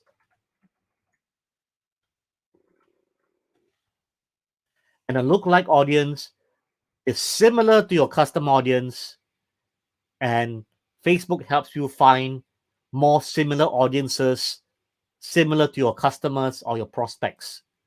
And this is a very, very important strategy when it comes to scaling. Okay. Now, again, I understand that some of these terms can be new to you if you're very new to this business, but not to worry. I have some resources at the end to help guide you through. Then there's a concept called remarketing or retargeting. It's, again, extremely important that you understand remarketing and retargeting for the simple reason that our prospect today is served with so many different advertising messages that a single ad one time may not persuade the prospect to buy from you. And that's the reason why we need to set aside a budget for retargeting. And typically, we set aside between 10 to 30% even of the ad budget for retargeting. The interesting thing is this, that when you're doing cross-channel marketing and you are using Facebook ads, you're using Google search, you're using display and YouTube, and when all the prospects lands on your website, you will have your pixels, your Facebook pixel, your Google remarketing pixel, and you are going to use the pixel because the pixel is used to identify who visited your website and who did not purchase, for example, or who didn't give you their email address.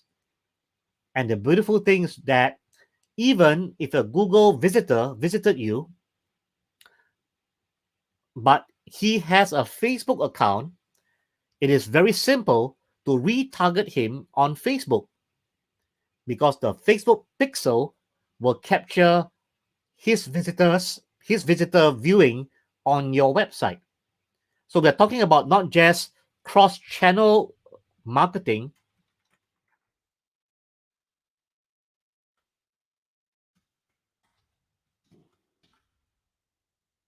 we're also talking about cross-channel retargeting.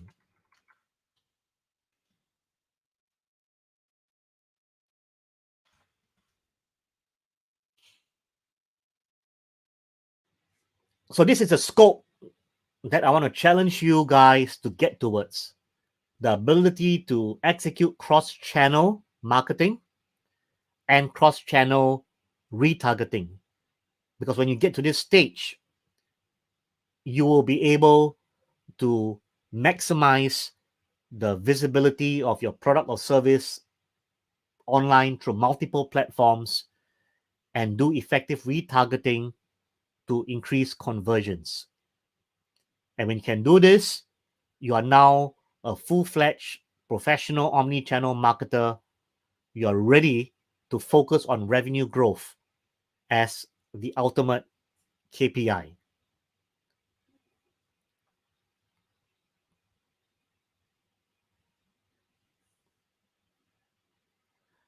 How many of you are still following me?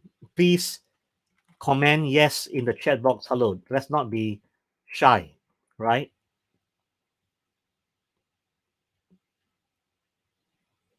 So who's still around, my friends? This is the first half. Let me know if you're still around. Comment yes. Yes, Hiroko, Ruby, Tasha, Ushriyanto, Johan. Who else do we have? Sejalan. Anybody else? 1, 2, 3, 4, 5, 6. We have 46 of you, my friends. Frieza. Anybody else? Chufratos. Good afternoon. Ilria. Good afternoon as well. Okay. So we're now pretty much at the halfway mark. Fajar, good to see you. Thank you for joining us. We're now at a halfway mark, and now is a good time to take a break. So the time now in Jakarta is 3:40. Hello, 121 Zip. The time now is 3:40 Indonesian time.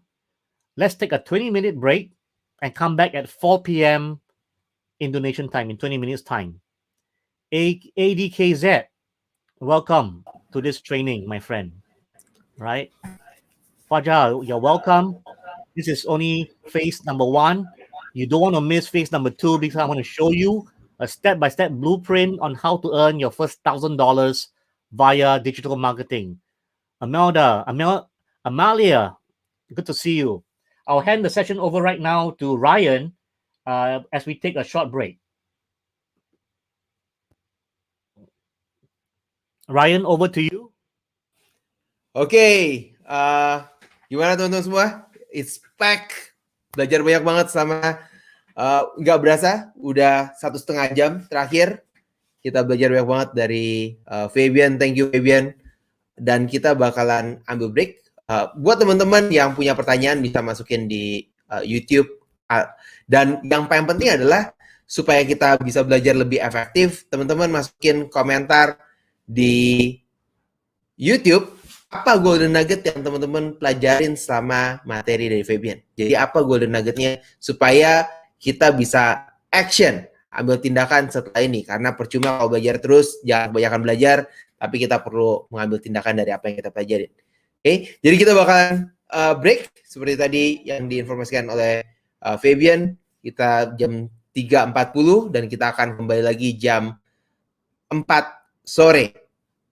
Oke, jam 4 sore. Jadi silakan ambil coffee break, ambil minuman, ambil makanan, ke toilet, apapun yang teman-teman bisa lakukan. Kita ketemu lagi, nanti saya akan online lagi sekitar 15 menit dari sekarang. Thank you.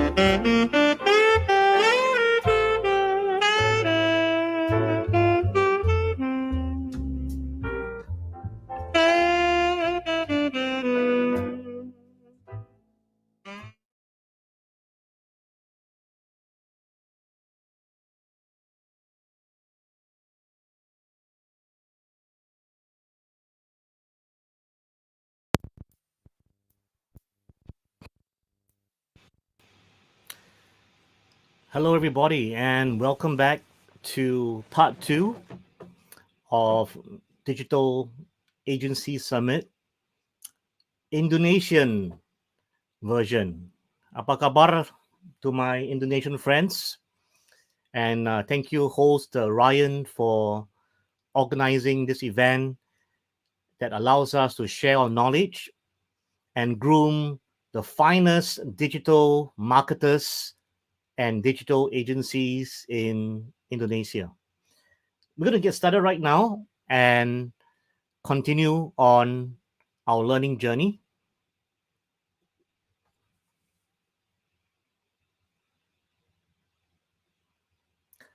So, in this session, what we're going to be doing is I'm going to share with you my personal blueprint on how to get started to build your digital agency as a digital marketer, even if you have zero experience. And I'm going to explain to you the rationale of my plan.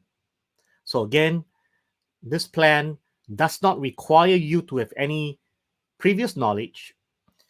For those of you who have knowledge, then you may want to consider my plan as a strategy, as a way for you to add value to business owners, gain their trust, and eventually, hopefully, become their business partner, where you are focusing on revenues and sales and they are focusing on delivery. So let me say that first and foremost, I like a partnership model more than an agency model. So even though I talked to you about digital agency, as I've already mentioned earlier, it doesn't mean that we are just a service provider. You can start off as a service provider, but you can also end up as a business partner. And this is where you need to, again, have an open mind. And I did share with you earlier in the first half that a lot of it has to do with value add and specifically revenue growth. See, there's something magical about revenue growth, that when you deliver revenue growth, even if the business owner was not expecting it, they suddenly learn to love you more and trust you more. Why?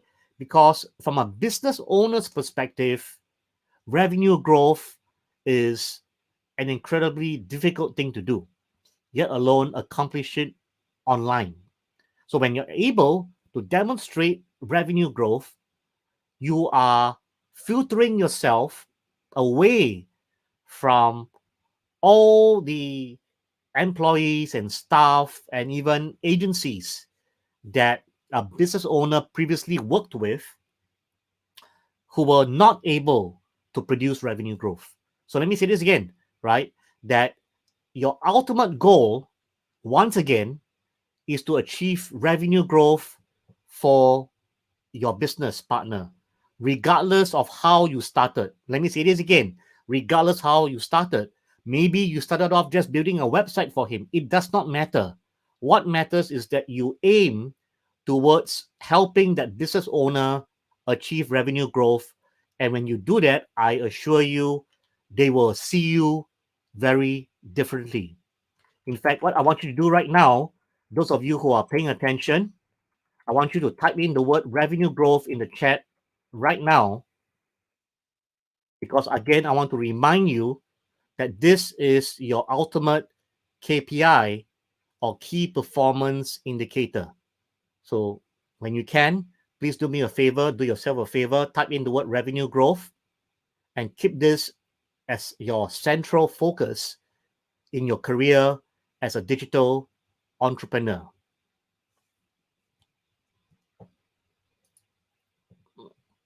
Thank you.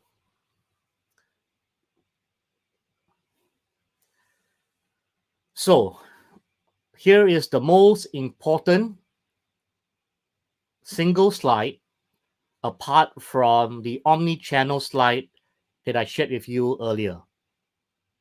Before this, thank you, Riza, Hiroko, Hisrayanto, Fajar, Anon, Sajan, Johan. Okay.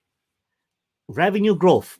If this is not part of your deliverable, let this be your goal to achieve this by the end of 2021. And because if you do that, I guarantee you and I assure you, your finances, your wealth will also change, because the universal law is money makes money. Never forget this. And just like other people as well, I mean, bankers, lawyers, they make money, they help money make money, and that's why they make a lot of money. no difference from us, except we are just doing it via the digital acquisition method.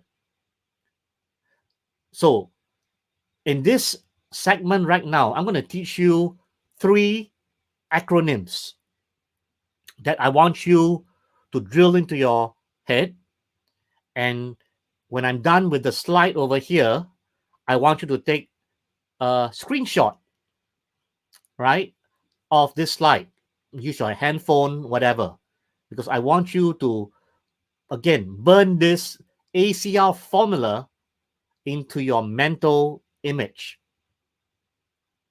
So ACR, I'm going to review to you the A first. What is A? A is acquisition, otherwise known as attract.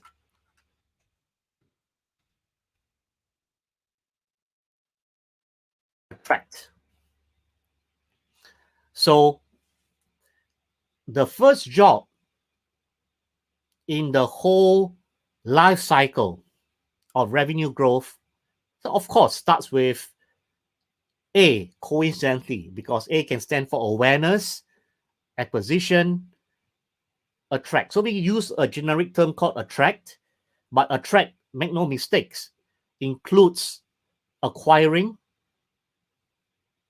creating awareness, all of the above. The first touch is attract.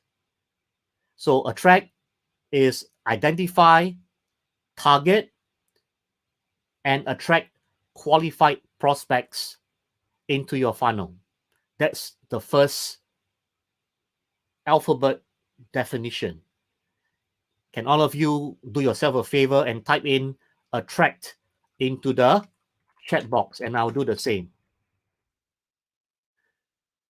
This is the first alphabet. You have to have the fundamental skills to be able to attract qualified prospects as a digital marketer and a digital entrepreneur. And I'm going to share with you the skills to be able to accomplish the first of the 3 alphabets. Friends, if you cannot do this, you are not going to be a very effective digital marketer, digital entrepreneur, and you're not going to be a very effective digital partner. The fundamental reason why a business owner will value you and what you do, understand this, is because you can do what he cannot do. Think about this, right? Why are you and me of value to a business owner? There has to be something that we can do that they cannot do. So what can we do? Well, let's reverse it. What can they do that maybe we can't do? Well, they could be an expert in their industry, in their niche. They create products, they do research, they do product development, they fund their business, they handle logistics, warehousing, operations, delivery. Those are the value that a business owner creates in the ecosystem. So what I'm saying is that you don't have to do what they do, because they already do what they do pretty well. You have to focus on the skills that they don't have, and that is revenue growth. And attraction is the first skill that you must master.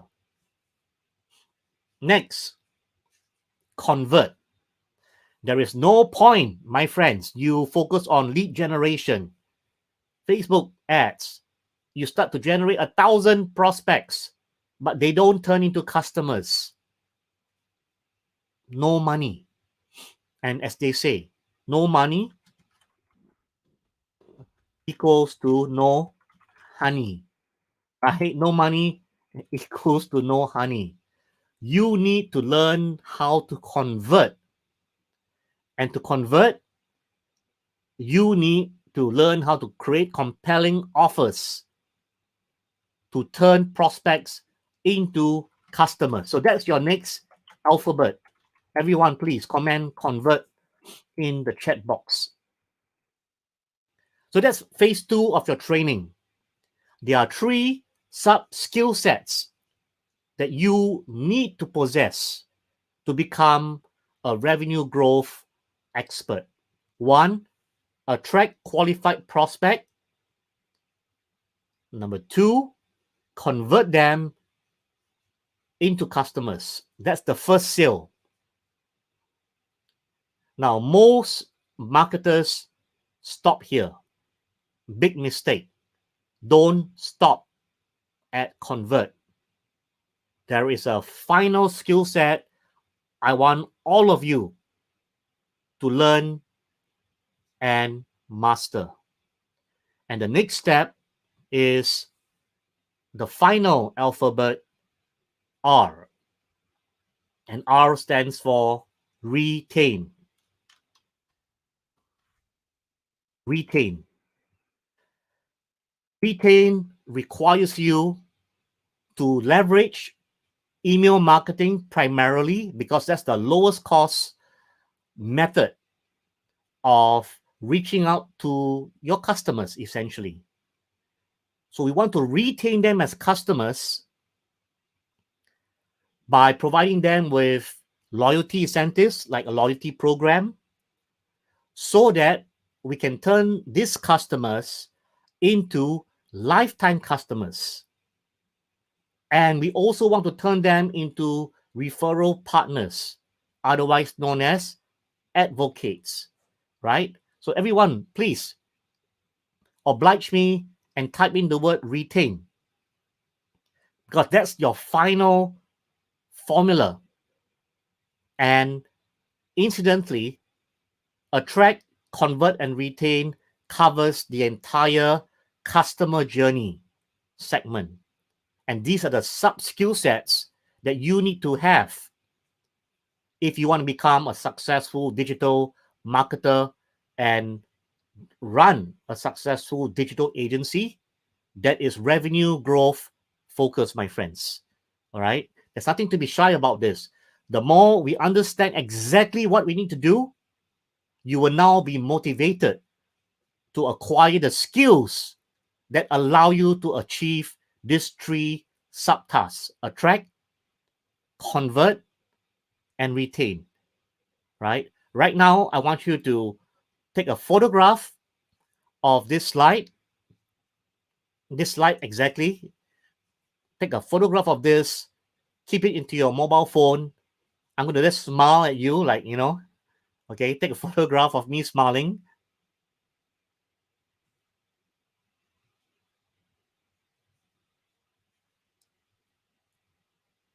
And if you post this on social media, be sure to tag me, yeah? Fabian Lim. Do a hashtag Fabian Lim if you're going to be posting on Instagram or Facebook. But really, right, this is the most important slide in my entire slide deck. Because at the end of the day, we as digital marketers, we can get very busy, right? Learning too many things, applying too many things, that we lose sight of the 3 major activities or subtasks we must accomplish. And right now, I'm breaking it down to you so that you don't just focus on attraction, otherwise known as acquisition.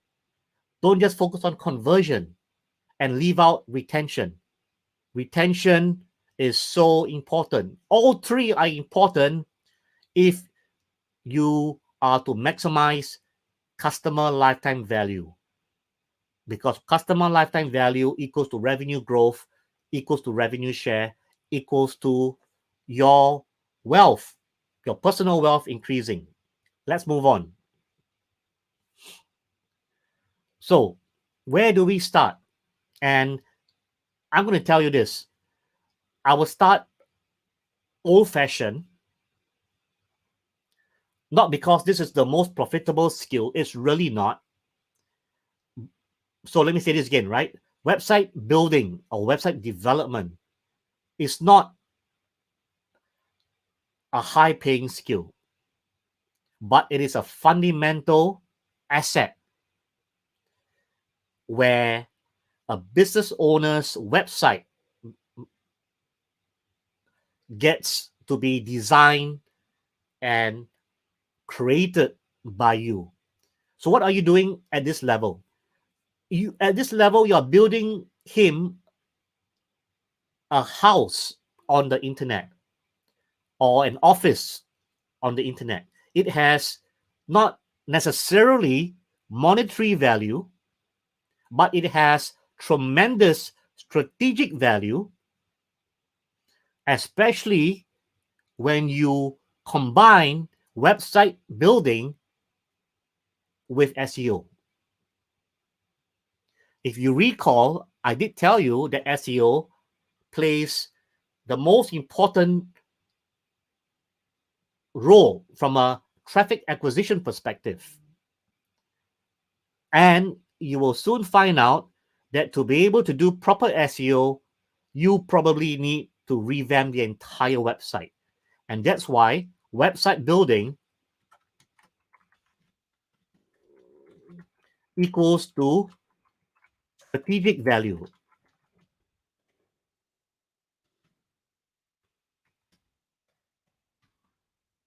Not necessarily monetary value, but strategic value. So I need, again, all of you here to tune in with me to understand that there are certain things that we do right up front, not to make a lot of money. That shouldn't be the goal. The real goal is to offer strategic value in front and turn strategic value into monetary value. So your reward comes when your strategic value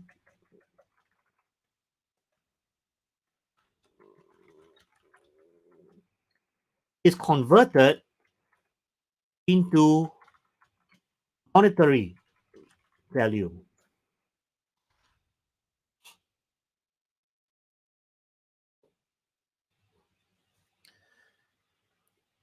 Now, there's another reason why I want you to be able to build websites. Because if you can build a website, you can build a landing page. Because a landing page is nothing more than a single page website. And a landing page, similar to the website, creates tremendous strategic value. Because it's the landing page that helps you convert after you attract.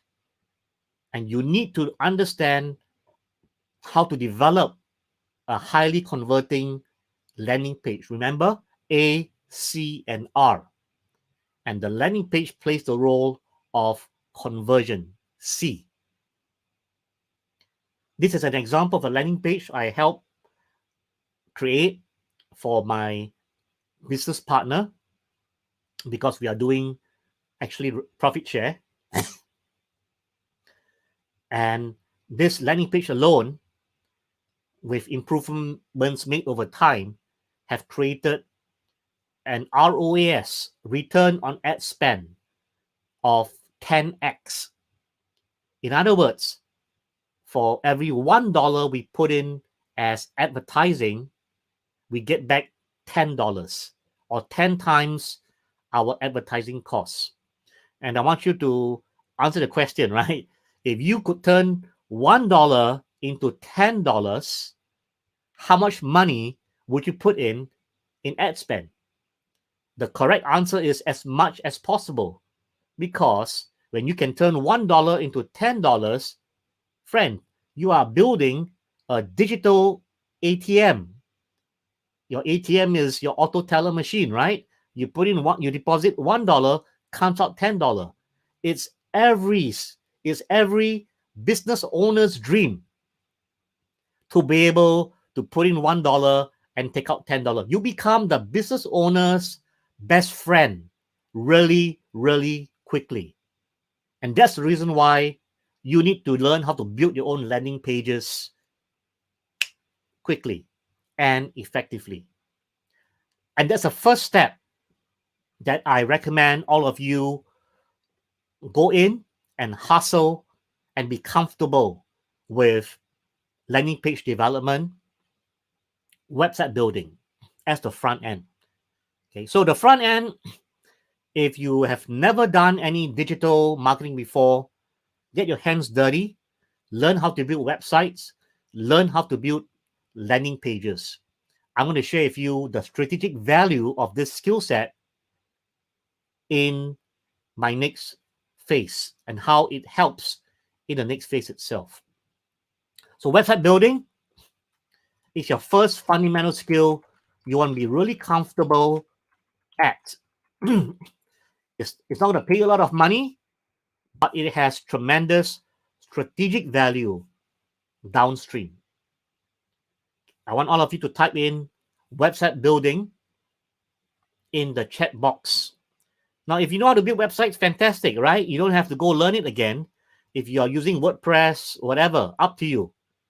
But this is the first skill I need you to develop because it's a skill of confidence.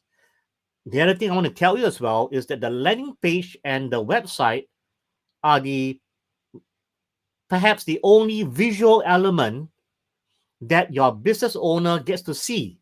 It's a visual thing. You can do SEO for sure, but he doesn't understand SEO. He can't really see it. Your website and your landing page are visual elements. And there are times that people judge the book by its cover. You've heard of that before, right? Judging the book by its cover. So when you build a website, guess what? You are in control of the website. That creates a relationship between the business owner and you because you build a website. And when you build a beautiful website, he will give you the first opportunity to tell him what's next. You may not be paid a lot of money, and if I were you, I wouldn't go after the money. I will build the website for a reasonable amount of money that covers my time, and my time is dependent on the experience that you have. But I'm going to use the website building to build a relationship.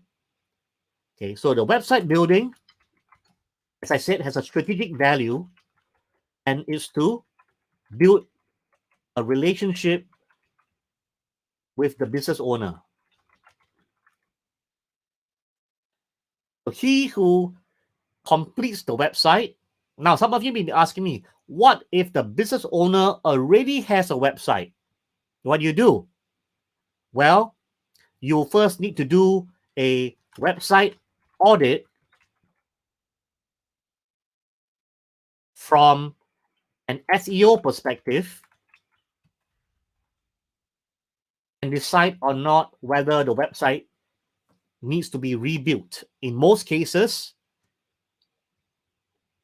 if the website is not configured from an SEO perspective, it will require a rebuild. In fact, for every business owner that I've met, 10 out of 10, their website needs to be redone because the original website builder either didn't build it correctly from an SEO perspective, not just SEO perspective, you're looking at it from a UI, UX perspective, user interface, user experience, SEO, on-page factors, and so on and so forth. There are many reasons why a website needs to be rebuilt. Okay, so you want to take advantage of that opportunity to build a relationship with basic website building skill sets.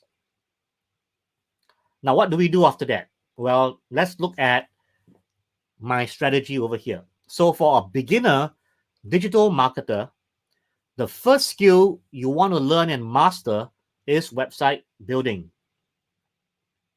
Here why? Here are the whys. Evergreen demand. It works not only for existing businesses. Remember that in your location, there are thousands of new businesses created every single year. New businesses. New business means new demand every year for websites. As I told you earlier, the website is the most visible online asset that business owners can appreciate and will pay money for. They may not pay you top dollar, but they recognize they have to pay you something to build a website, because really, right, no one builds a website for free. It also allows you to charge monthly fees. So you don't have to charge a lot of money up front, but you are legally allowed, and business owners understand that, look here, right, a website needs hosting, and therefore, as long as you charge reasonable fees, you start earning very small recurring income. So there's hosting, there is maintenance fees, and most importantly, the strategic value of the website is that it fosters the know, like, and trust. It builds confidence because it's visual, remember, and it leads to downstream opportunities, particularly SEO and paid acquisition campaigns, which means you're positioning yourself as a trusted advisor, the digital advisor, to be holding the business owner's hand downstream to do both paid and organic acquisition, revenue growth, revenue share, partner share. So that is why this is what we call back to basics. Now, after website building skills, you do want to learn and master the following traffic generation knowledge and skills, as we mentioned earlier, right? Search engine optimization, Google search ads, Facebook advertising, and if you're going to embark on paid traffic campaigns, you should definitely also implement email marketing and marketing automation, so you can help your client build a prospect and a customer database. Now, why do we need both? Because with the prospect may require more than one touch point. The prospect may require time to be persuaded. Maybe he's going to wait for a promotion, for a Black Friday sale before he buys. So you want to have him in your database. For the customer who has purchased from you, hopefully you're giving good service, good product. And similarly, you want to be communicating with the customer often to announce new product arrivals, discount promotions to increase customer value. So what I'm saying about this is, friends, don't wait to do these things. Start focusing your skill set right now, because these are the basic skills required of a omni-channel marketer.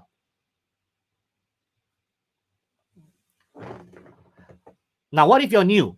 So I understand, once again, right, that maybe some of you have never done this before and you're so new. And what I'm saying, therefore, is that, well, in the first place, you're not expected to do or to execute all these things immediately.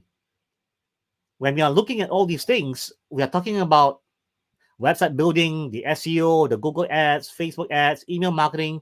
We're looking at an execution timeline of anywhere between 3 months to 9 months even. So the point is that if you start to build a relationship by offering to build a website for a new business or an existing business, you will have anywhere from 3 to 9 months as runway, right, as space to pick up a new skill that you don't have and apply that new skill immediately. And that's the whole idea, right? A lot of people learn digital marketing, but they never have a chance to execute. Now, what happens when you don't execute? You forget, right? So the key is to go find a client and use the client as a basis, as a case study for you to execute skill sets. Then go out there and learn how to build a website, learn SEO, learn Google ads, learn Facebook advertising, learn about email marketing. You have 6 to 9 months to execute. Or if you want to be aggressive, you can do everything in 3 months, right? I mean, it's up to you. So now let me share with you a logical flow chart that you can follow. So the first step is website building. And the second step, which is very logical, should be SEO. And the reason is because SEO and website building actually comes together. In other words, to optimize a website, very often it requires restructuring. So if you're well versed in SEO, then when you build a website, you're going to be building a website based on SEO best practices. From a reverse perspective, it is impossible. Let me say this again. It's impossible to optimize a website without having to restructure. So if you're going to restructure, you might as well rebuild. That's what I'm saying here, right? Get control over website building. And when you do your website building, you plan in advance with the thought that you're going to also be doing SEO. So SEO is a natural phase 2 in this flow chart. Phase 3 is to apply paid traffic strategy. Phase 4, email marketing. So this is where you start to build your email list of prospects and customers. Now, the question is, what is marketing automation? I'll explain to you when we get into phase 4, email marketing.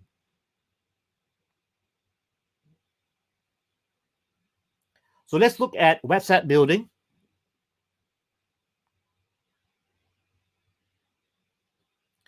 Now, I think by this point, some of you are wondering, well, you mean there's a strategy behind everything? I thought I just learned about website building and I go out there and do stuff. Well, yes and no, right? We could just learn and execute. But I think it's better to strategize. And to strategize simply, strategy itself has a definition, by the way, right? And let me share with you what strategy is.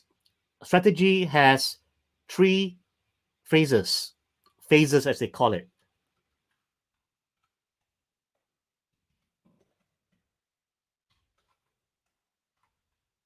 So strategy itself has 3 phases.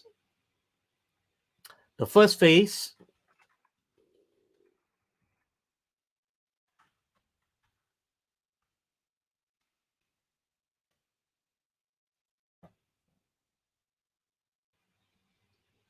So strategy has 3 phases.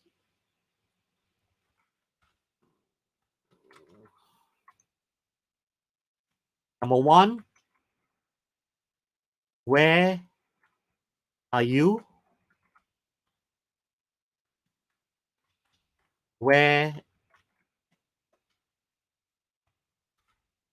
you want to go? How to get there? So take note. I want you to learn to be strategic in everything you do. Okay? So to do that, you need to find out where you are right now. In other words, do you have a website? Do you not have a website?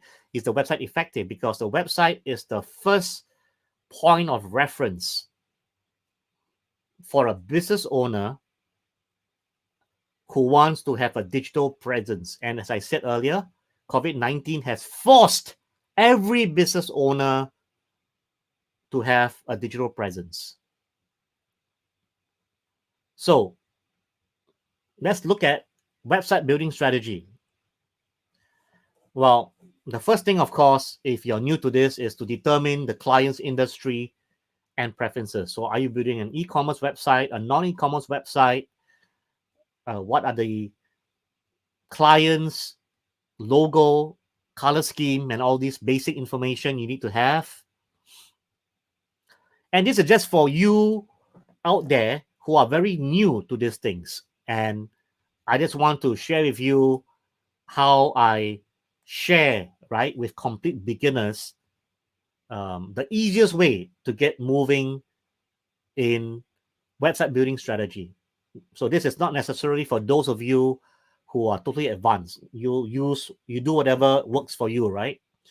So for me, I would basically leverage firstly, I need to choose on a platform that I will learn. So it could be WordPress for you. It could be Wix.com. I have my own platform called NewWeb, Neuweb.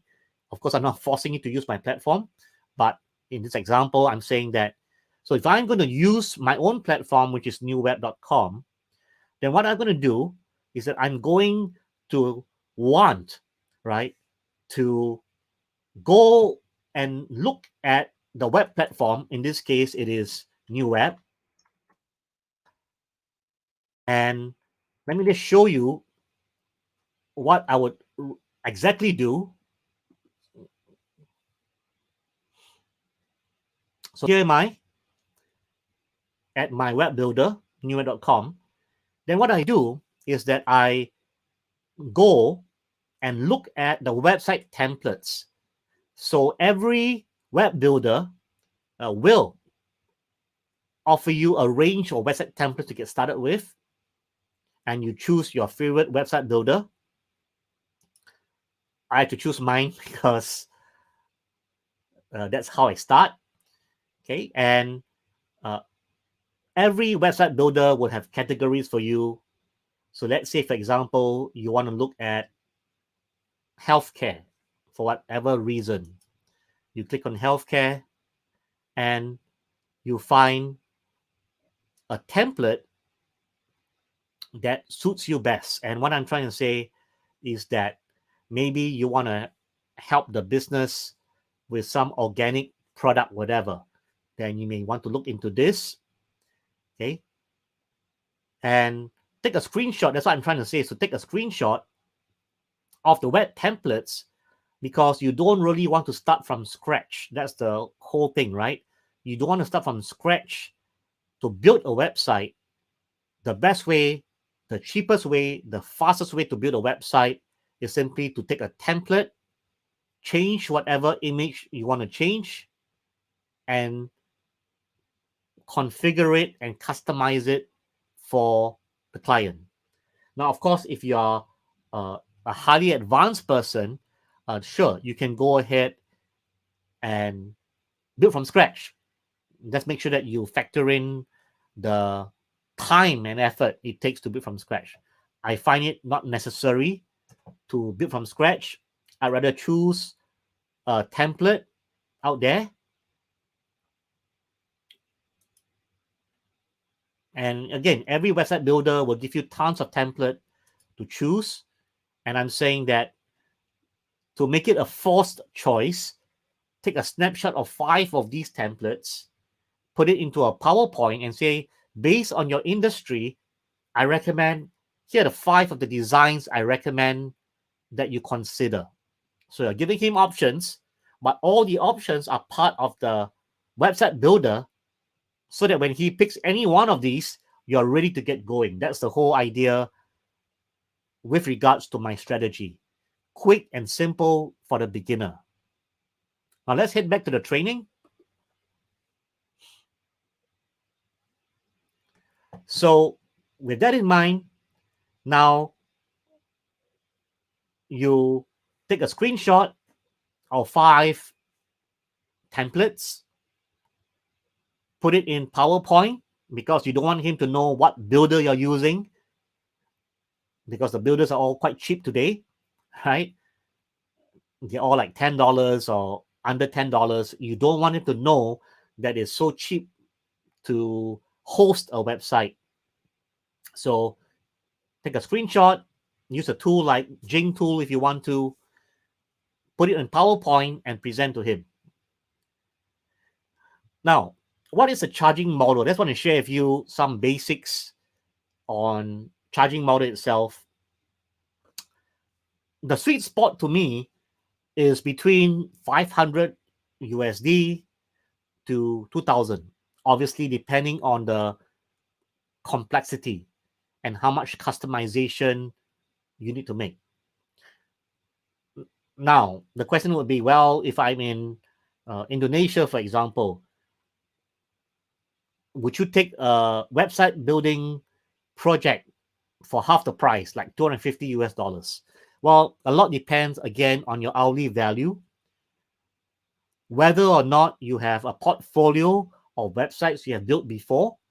If you're starting from zero, I don't see the harm, honestly, of accepting a website building project for even 200 US dollars, because it's not the money I'm going for. Remember, it's the strategic value I'm after. And in fact, I'll be more concerned onto the feasibility of working with this business owner in the longer term to see whether the stars align before I just build a website, right? So pricing is very individual based on the strength of your portfolio. And in my opinion, website building should not be a profit-making strategy. Website building is a relationship strategy. Now, even if you charge a low fee for building a website, the truth is that it is totally perfect for you to charge a monthly fee that he can pay a year in advance. Then you can bill him one invoice annual. For example, if you're going to charge $25 a month for hosting, then you can bill him 300 US dollars a year. And that makes it fairly profitable for you because, well, hosting is always included in hosted website platforms like New Web, like Wix.com, and so on and so forth. And they typically charge you $10 or $12 on average. So you still have a margin of about $13 if you're charging $25 for hosting. But you see, here's where value added comes in. So who says he must only charge for hosting? Why don't you offer him hosting and maintenance? So what is maintenance? Maintenance is the human value where you will provide him with up to 1 hour or up to 2 hours or even up to 5 hours of your time per month for him to add pages, to change photographs, or make updates. And this is part of the hosting and maintenance fee that you charge. So it's a fixed fee that includes hosting and support. Now, it doesn't have to be $50, it could be $30. But my point is that it is bonus money for you and it's recurring income. And that's really the value of building a website, because your money is not upfront, but your money is in terms of recurring income. And who knows, right? That you may realize that this is a business worth doing, not necessarily upfront, that $200 or $250, but if you can extract even up to $50 a month for hosting 10 websites, is $500 of recurring income. Now, if you were to even charge $25 for hosting and maintenance, right, you still have a margin, a small margin, but nonetheless a margin. So that is website building. Any questions from any of you?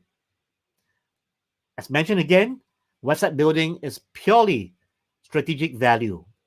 The money is secondary as far as I'm concerned. So what goes on after website building? The fun part starts. Why? Because the website alone is not going to necessarily create revenues for the business owner. We all know that, right? There are many, many thousands or millions of websites that make zero revenues. To be able to start generating revenues, the website needs to be optimized for the search engines so that when the right target audience searches the search engines, the website shows up. This skill is known as search engine optimization, SEO for short. Out of curiosity, how many of you here are SEO trained? Please comment I in the comment box. So how many of you are SEO trained? Out of curiosity, comment I in the chat box.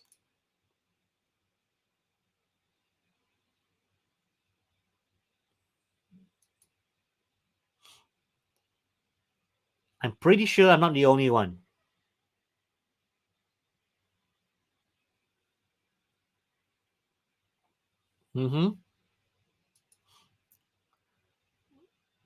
So we have some of you there. Very good.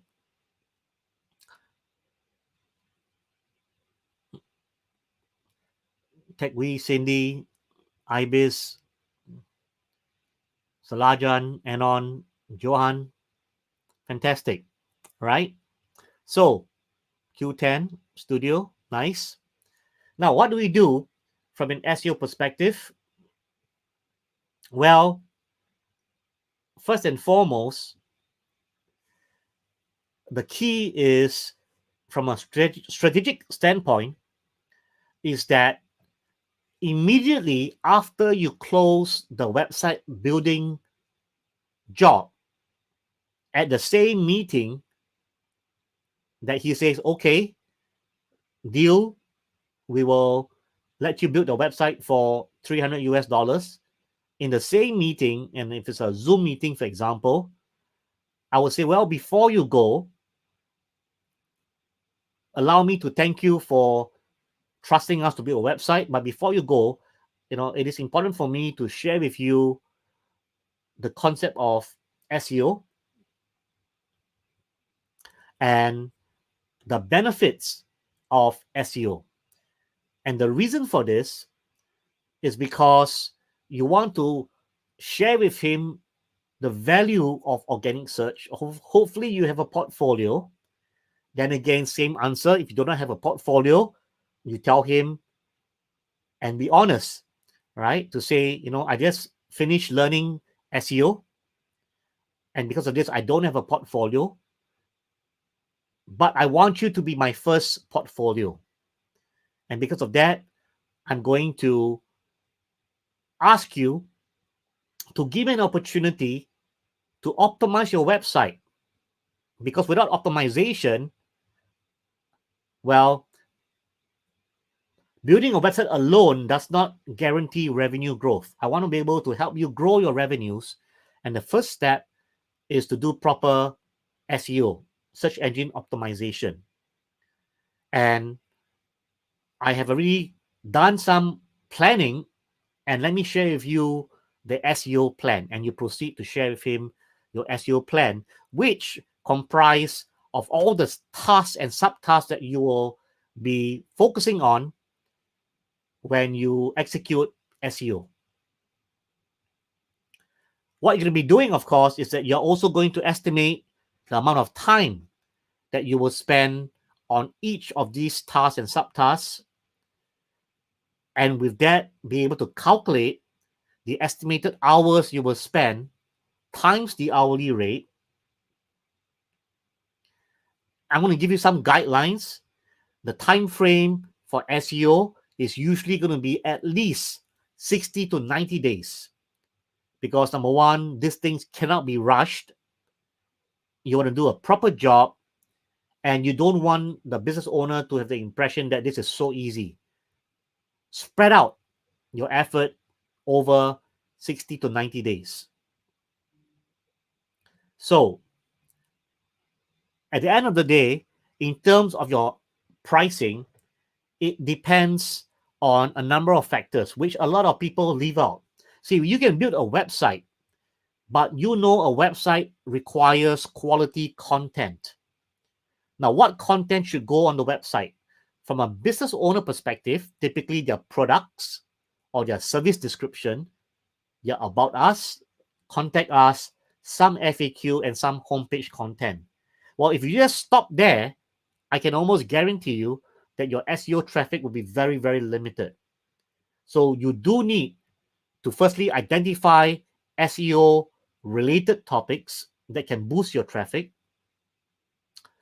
And you need to find a writer who can write optimally optimal content. We call it semantic, that includes semantically related terms, so that the page and the content and the headline is relevant to the search engines, and it's going to help the website attract more targeted prospects. That's the whole science of SEO. Now, the way I do it is that I don't write my own content, and I hire writers, and writers charge you per page or per article. And it can range anywhere from $10 per article to 20 to 50. It really depends. So obviously, this is something you probably want to outsource. There is, you know, don't be shy about outsourcing content. If content is not your strength, outsource the content to someone else. And of course, the quality of the content depends on how much you're willing to pay. For English, typically a good writer will cost you at least $20 per article, sometimes more. Needless to say, if you go for $5, you're going to get pretty much junk content, because anyone who's worth his salt would be worth at least $20 per article, if not even more. I paid writers $100 per article because it is technical, and I need someone who knows the industry to produce quality content. My point is that whatever the case is, the way you do it is basically find a writer first. Make sure you can find a writer. If you're going to be creating Bahasa Indonesian content, you must find a writer as well who's knowledgeable about the industry, and whatever he charges you, you just have to mark up. So don't write your own content. Get an experienced writer to quote you, and you mark up from his quote. So if he charges $20, you can charge $30 and mark up by 50%. So you do not want to be writing your own content if you're not a content expert or an industry expert. Outsource that task. After that, you want to mark up your amount of time you will spend for on-page SEO. And you could, for example, add $10 US or $20 US per page. That's how you get to about $50 at the low side to $100 on the high side for each page of content. I recommend that when you price SEO, you consider the number of pages, because it matters, right? Whether it's a 10-page website or a 200-page website. Don't underquote for a 200-page website, because 200 pages means you need 200 pages of solid, optimized content. And that is not going to come cheap. So for example, even if you find a $10 per article writer at 200 pages, your cost is already $2,000. So it's important that you get all these sorted out right up front. And of course, if you are afraid that the price may scare your business owner, no problem. Optimize the most important 20 pages. Don't bring up 200 pages and scare him, right? Or her. Optimize the top 20 most important pages and go from there. Now, I'm not sure about you SEO guys out there, right? But when it comes to off-page SEO, building authority and building quality links, we all know these things still matter. If you're a new SEO person, please ignore what I'm saying, because I don't want you to feel overwhelmed. I recommend you go for SEO training, watch some YouTube videos, go to Udemy, or you can always learn from me at WIA, no problem, right? But the point is that off-page SEO must be priced separately, because it's a different level of effort. In other words, the skill set for off-page SEO is different, completely different from on-page SEO. And it should be priced separately and charged separately.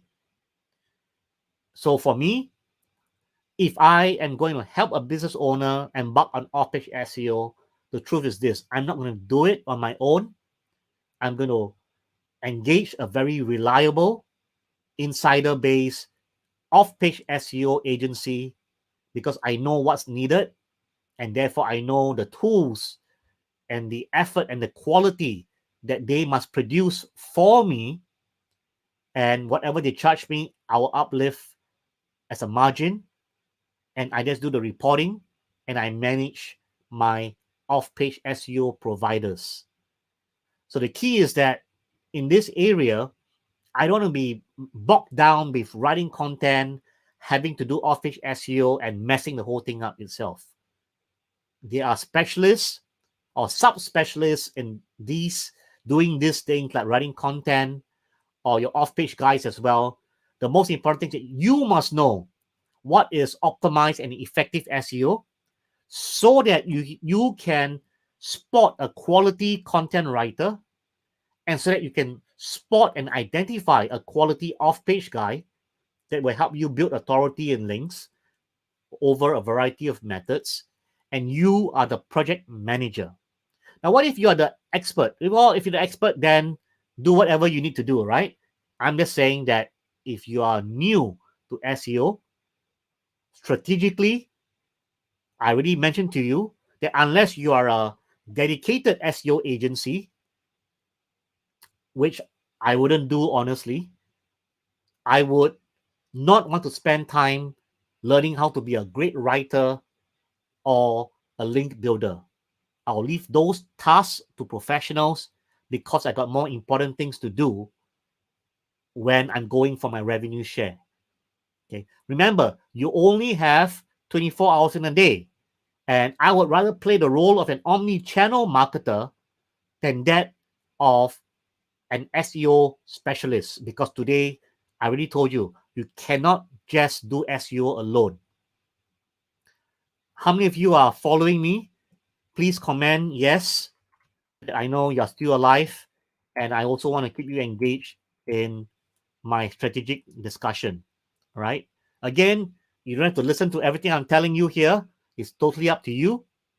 You have the choice to do what you want to do. I'm saying in 2021, you want to focus on becoming a great omni-channel marketer.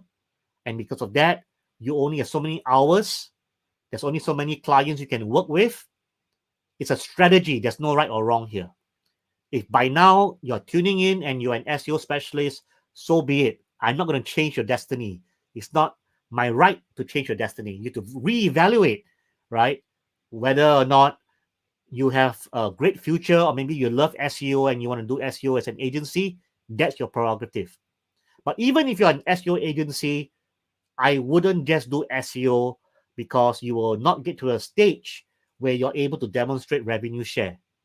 So where you win in SEO jobs, you will lose out on revenue share, which is where I want to go and where I want to bring you towards. Because revenue share, when you set it up correctly, is almost passive income. Okay, so I haven't even gotten to the fun part yet, my friends. Hear me out. So that's SEO in a jiffy. Let's now move on.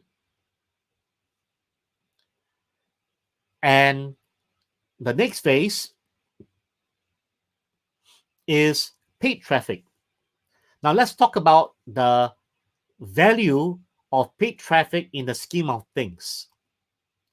So as I already highlighted to you, you cannot just build a website and do SEO today in 2021. 10 years ago, no problem. If you want to be a value-added digital agency, digital marketer, digital entrepreneur, you need to be really proficient with paid traffic. So paid traffic campaign, you don't have to upsell it immediately, but after you have created a website, after you've done the SEO really well, sure, you can now talk about paid traffic. So I wouldn't bring up paid traffic right up front, because the reason is because business owners don't like to hear about spending money. Okay.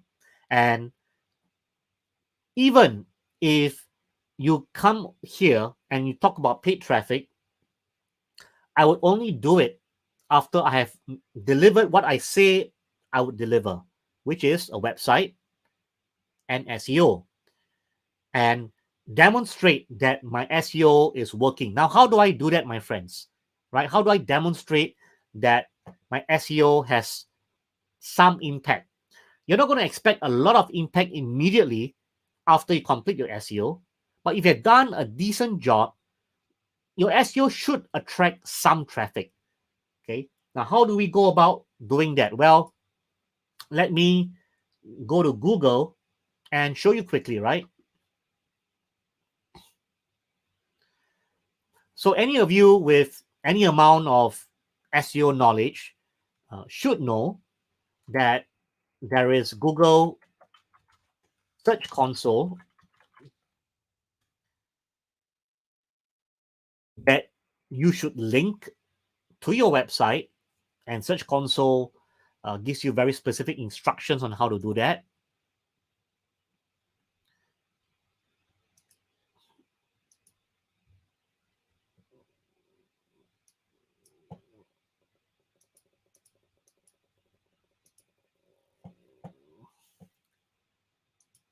So you need a Google account, and I'm just going to show you one example, which is one of my personal sites.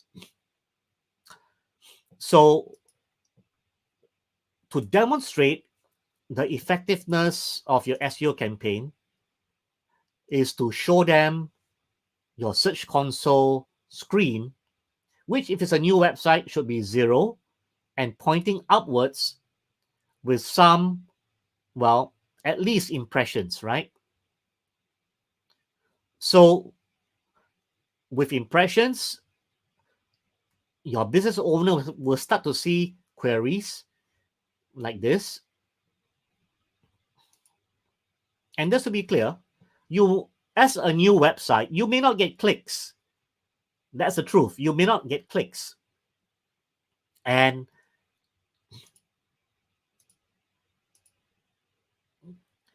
so you can see here that if you want, right, you can hide the click column, because honestly, on a new website, your clicks will be very, very minimal because it's new. But that leaves you with impressions. And if there are no clicks, then you may want to remove CTR. So you're left with impressions and position. Your position won't be good as well because you're a new website. But the key is that you're showing him that your number started from 0 and you're now at 50 or 100. And your website is now visible to all these keywords, which, by the way, of course, you can choose to export to Google Sheets, for example.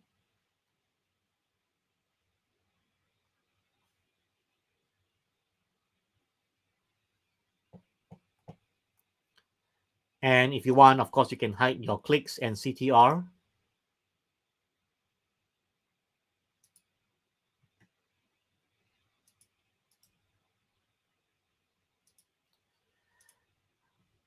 And share with him this report.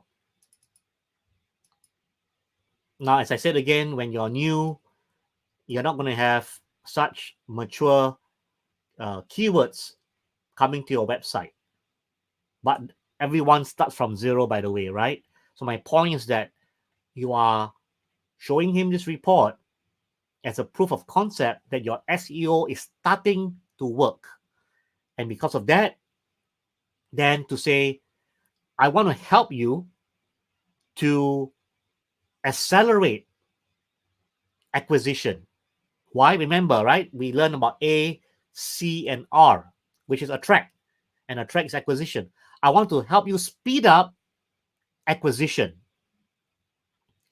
And with that, I want to help you create a paid traffic campaign plan. while SEO does its work in the background, because I've already optimized your website, it will take another 30 to 60 to 90 days for your traffic to come in. In the meantime, I want to help accelerate with a paid traffic campaign plan so that I can help you grow revenues quicker. Now, friends, I hope you're paying attention to what I'm telling you right now, right? Because, again, notice that I'm speaking from a strategic perspective. The reason why I'm doing this, even for justifying paid traffic. So remember, it's not what you do, is what you say and how you go about saying it.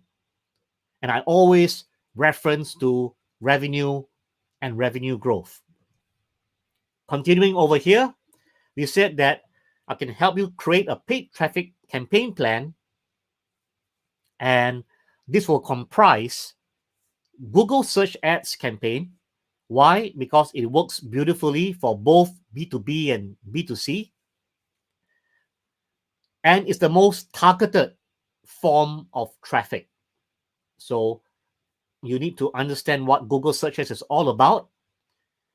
You need to include the most targeted keywords for your client so that your website that you just built now gets immediate visibility when you switch on Google Search Ads.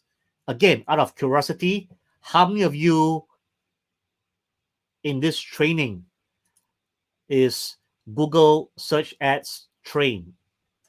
Please comment I. Google Search Ads trained.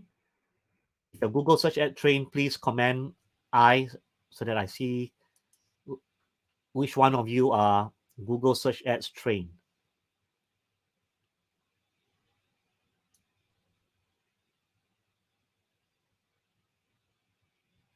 Okay. We have sejalan.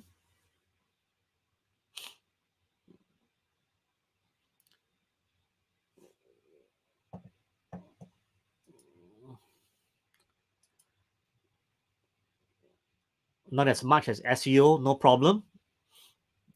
Let's continue.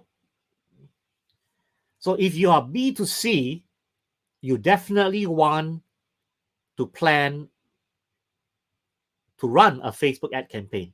Because as I already mentioned to you, Facebook is a very powerful platform, advertising platform like Google.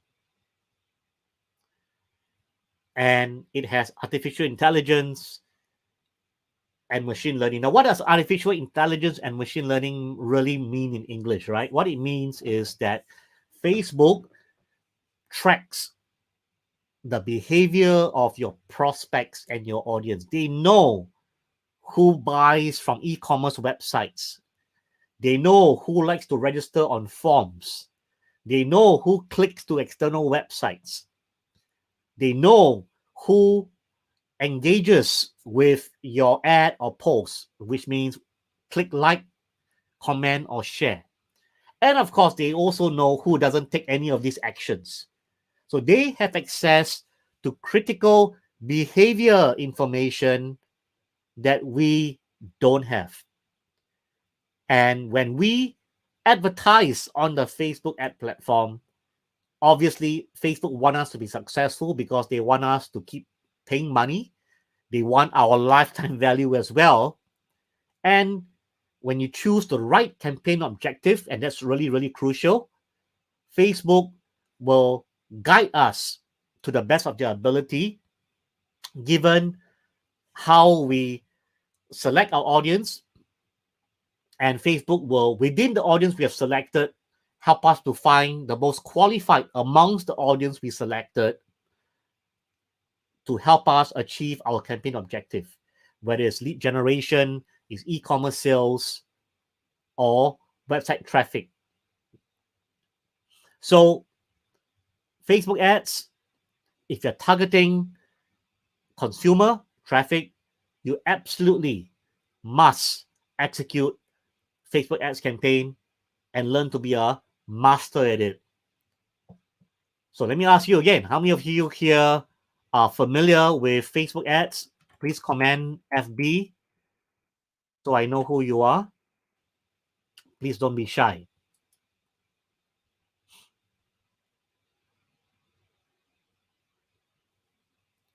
Right? Surely there will be some of you here who are familiar with Facebook advertising. But the key here again, right? Regardless of your current skill set, my point is that you need to be able to master Facebook advertising in the same way you master SEO, in the same way you master Google search ads, ladies and gentlemen. You shouldn't be in a situation where you know one thing but you do not know another thing, or you're strong in SEO and you're weak at Facebook ads. Every traffic skill set, you need to be decently effective, and that's what you need to do, right, to be able to become a profitable omni-channel marketer. Good to see, right? We have Salajan, Tasha, Cindy, Anon, 121, L, being familiar, or even being a master at Facebook ads. That's really good.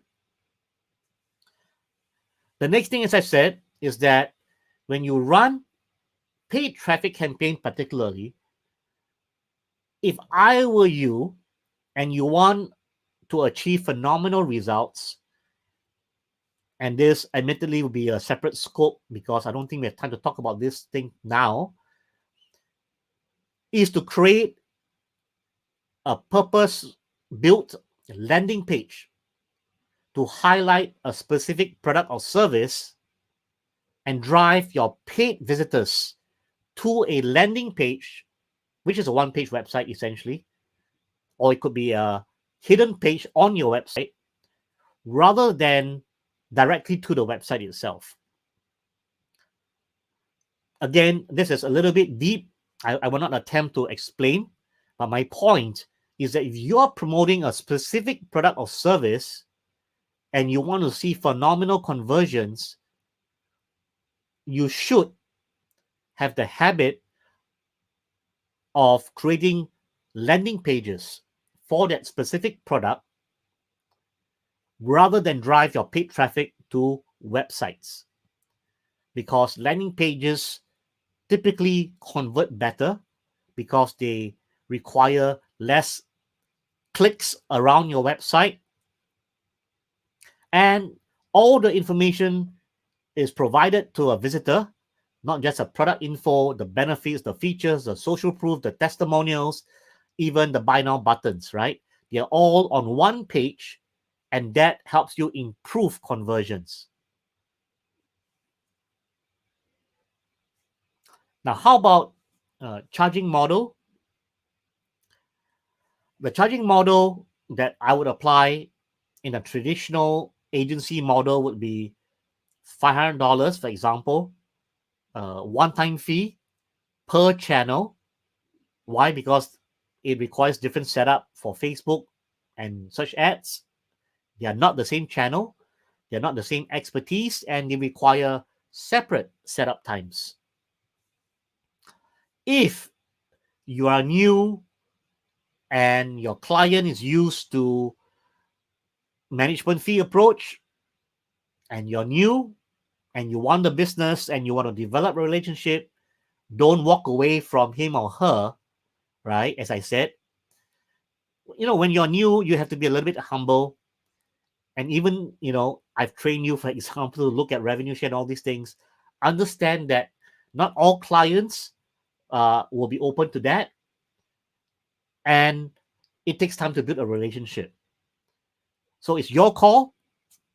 So my point is that, if they want to pay you based on management fee, which is a percentage of ad spend, as a starting point, that is perfectly fine when you're new.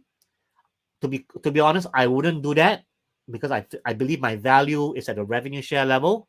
So I wouldn't do it. But I'm not new. I've been in this business for 20 years.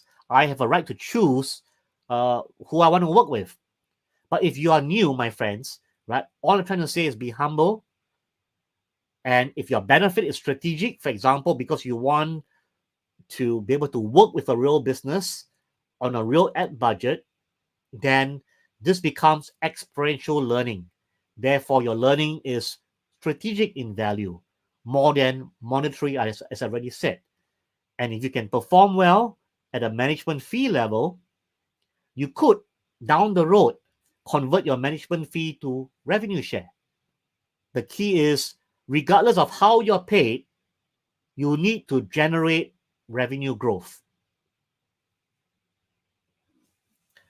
Now, if I'm going to create a landing page and drive traffic to it, I certainly am not going to do it for free if it's not a revenue share model. And typically, for me or for an agency, they would charge at least $500, or whatever price you charge for building a website. If you charge $250 for building a website, I think a landing page should be at least $100, or the worst case $50. So take the price you charge for landing page, because it's a one-page website. You must reference your website building, right? You cannot be building a website, a 10-page website for $250, and then charge one landing page at $500. I don't think that's going to work. So you take reference from your website building. So if you build a website for $3,000, I wouldn't have any problem building a landing page for $500, because it's not the equivalent of just one page of the website. It requires a lot more effort. It requires some basic content as well. And I'll make sure that my time is worth the effort. If not, you also have the option of outsourcing landing page creation, the way you outsource your content marketing for SEO and your link building. So that is paid traffic strategy in short. There's obviously a lot more to talk about, but again, as I said, this is not the right forum to do that, just because we've got so many things to cover from a broader digital agency framework. So with that, let's move on. Email marketing. Now, email marketing is an extremely crucial topic, my friends. It is, strictly speaking, not part of traffic acquisition, but it is a very, very important digital service or digital strategy. And you need to start with email marketing at the same time that you are pursuing paid traffic. The reason being, the moment you start paid traffic, you should start to get leads on a daily basis. The leads need to go somewhere, and that somewhere will be your email service provider. So the point is that when you start talking about paid traffic, whatever paid traffic you want to execute, you need to have your email service provider on standby and set up correctly before you launch your paid traffic campaign.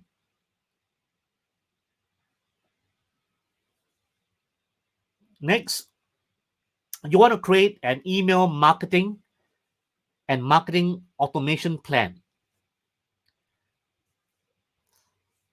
Personally, for me, I use this service known as Active Campaign. And Active Campaign is not just email marketing, it's also marketing automation. And then in a moment, I'll share with you very quickly what marketing automation is all about, so you have a clear idea. If you're new to this, just give me a while. And how it works is that when you build a landing page and someone fills up a form, that form is actually generated by the email marketing platform. I'm going to show you an example of what I mean right now. So here am I back again in the search engine. So here's an example of my landing page, which is a one-page website, as you can see here. And it's all the information that's required to convert a prospect to a customer.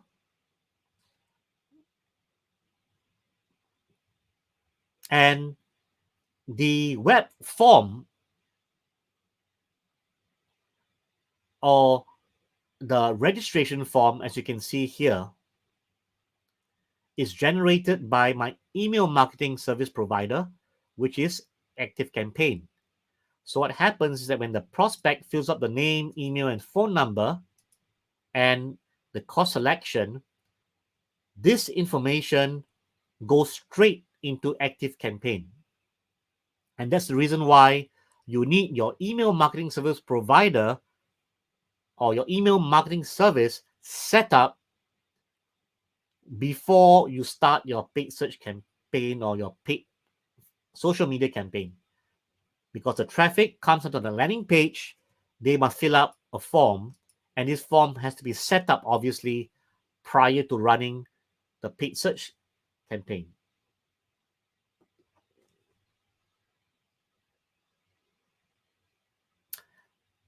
And how it works is that when they complete the form, their details are packed in what is known as a list within the email service. Now, let me just quickly show you.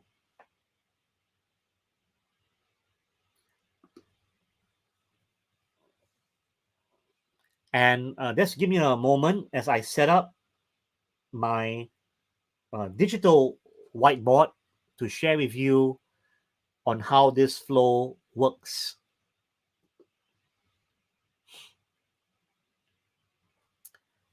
So how it works is that you have your landing page, which is long. And at some point in time, you have your registration form, like what I showed you, with a button. Remember that the form is generated by the email service provider. So when a visitor fills up the form,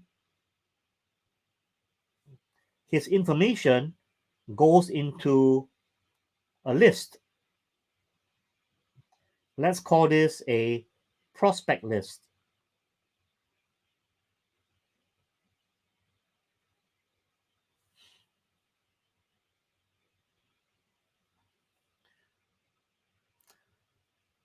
And what we do is in the marketing automation side. So what is marketing automation? Marketing automation involves any kind of marketing that is automated or pre-programmed in advance, right? So what we do inside the email marketing platform is to say when someone arrives in the prospect list, which we've already created ahead of time, please send him immediately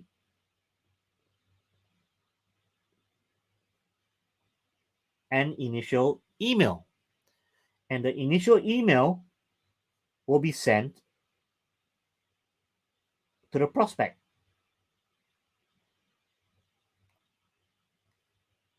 computer or inbox, right? And then the prospect will basically access the email when he visits his mobile phone or laptop. And this is done immediately. Like, thank you for registering for services. Someone will contact you shortly.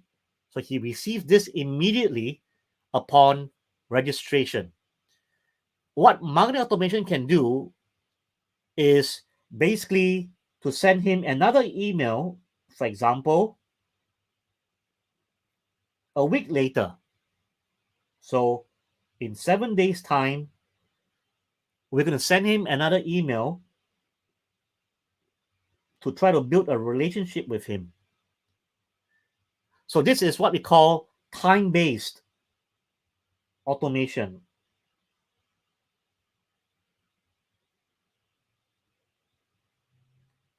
Now, again, I understand we've got a lot of things to cover, and I don't want to get overly technical. But let me share with you one last feature of marketing automation. Marketing automation can also be behavior-based.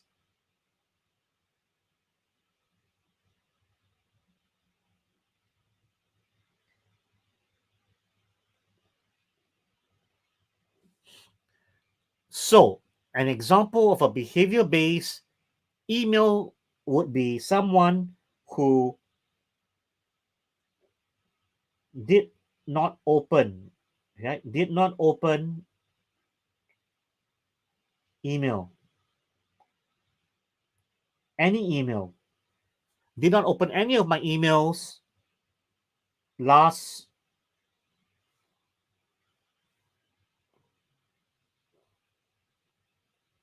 90 days.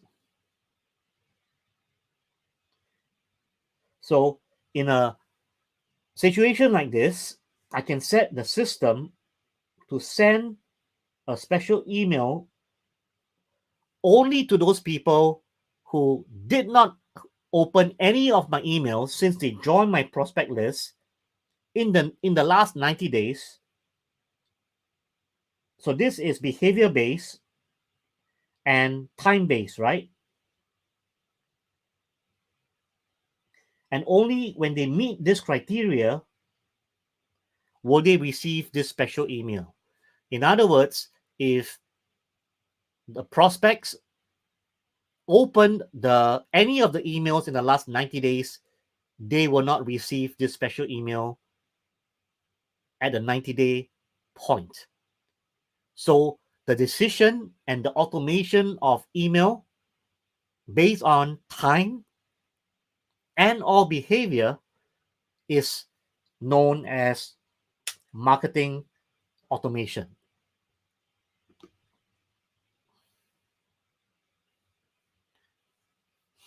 So friends, I recognize there's a lot to learn, and I'm not here to overwhelm you, but there's a famous saying that it is what it is, right? I'm not here to oversimplify things. I don't want to give you the wrong impression that everything is simple. But the good news is that everything can be learned, and it starts with having the right mindset.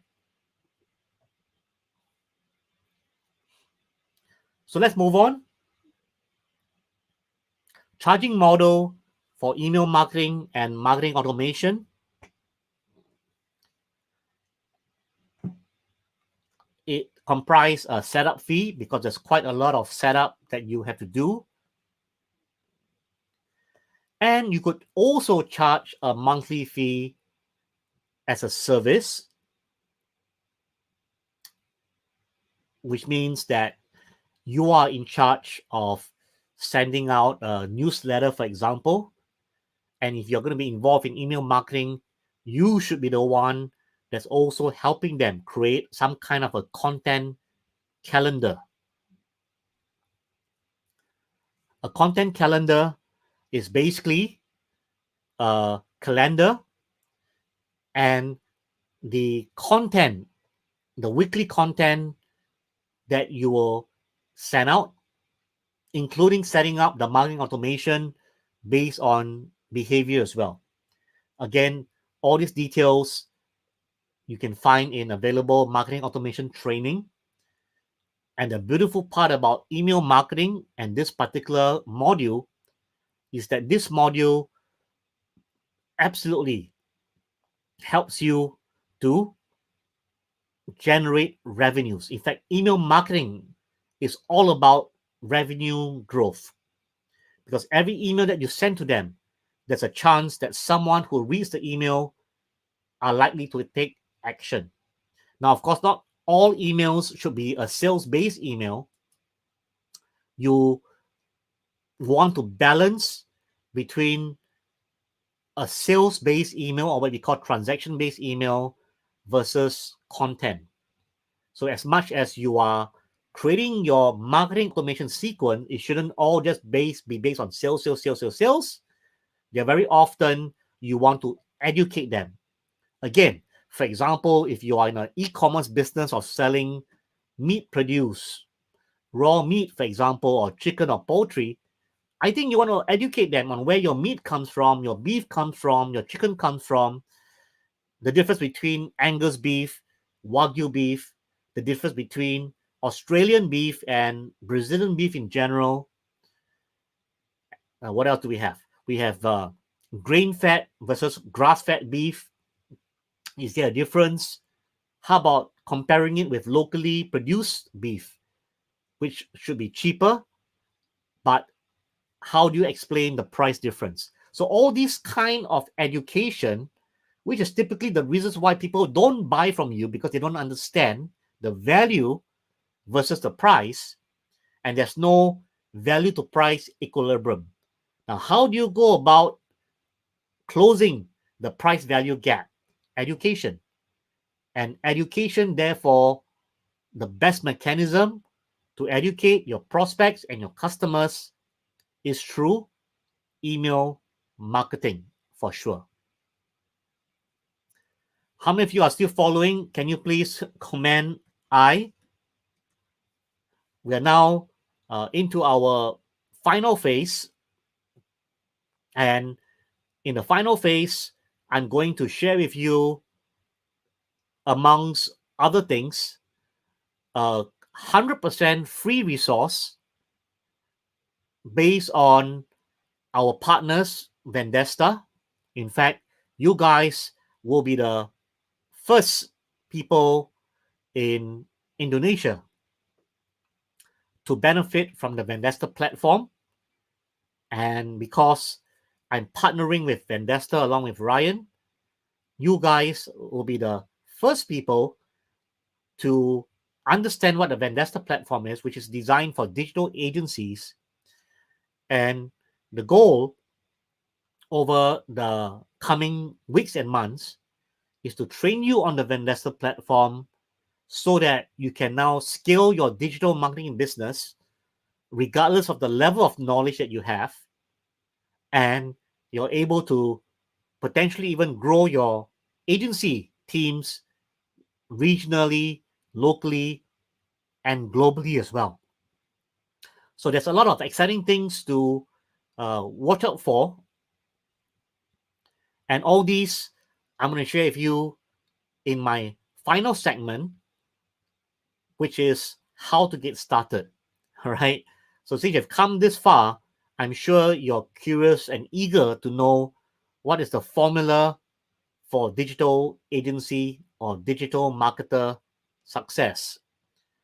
For that, let's take a quick 15-minute break. The time now in Jakarta is 5:35. Let's take exactly 15 minutes and come back at 5:55. And we'll proceed on to our final segment. I'll see you soon, my friends.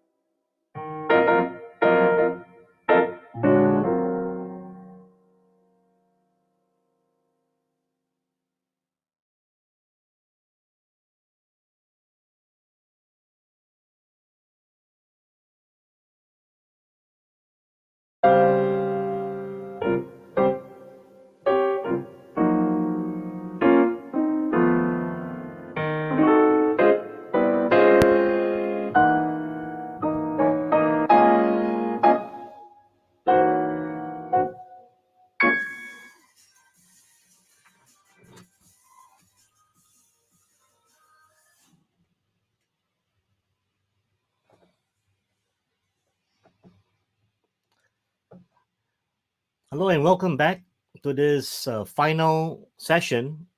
We are ready to get going. And thank you for those of you who have decided to hang out until now as we discuss how to get started. We're going to go a little bit over time beyond our designated 6 p.m. And the reason for that is because I wanted to make sure that I'm providing you with pure, solid content because I know your time is precious. So beyond 6 p.m., any of you who want to stay, feel free to do so. If you want to leave, you're also welcome to leave. And I hope that you did enjoy the session and learn something along the way. If not, let's continue.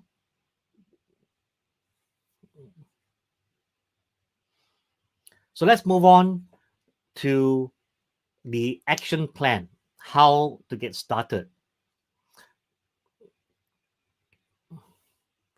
Allow me to introduce to you Vendesta. You can find out more about them by doing a simple Google, going to YouTube and watching some videos. But in the meantime, I want to enroll you into Vendesta and so that you can get started really quickly because they have a free plan and they have value added community, which I also want to encourage you to join for free. And in fact, one of the benefits is that I'm also a thought leader in Vendesta and one of two thought leaders in Vendesta.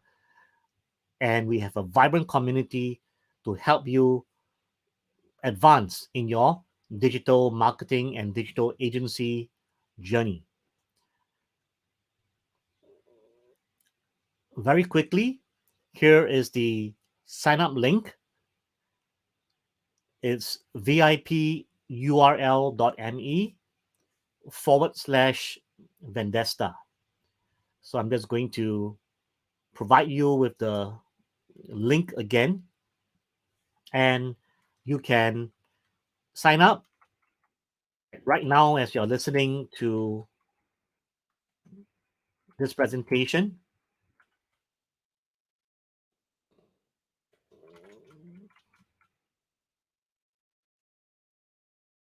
And I'll provide it into the chat box for you.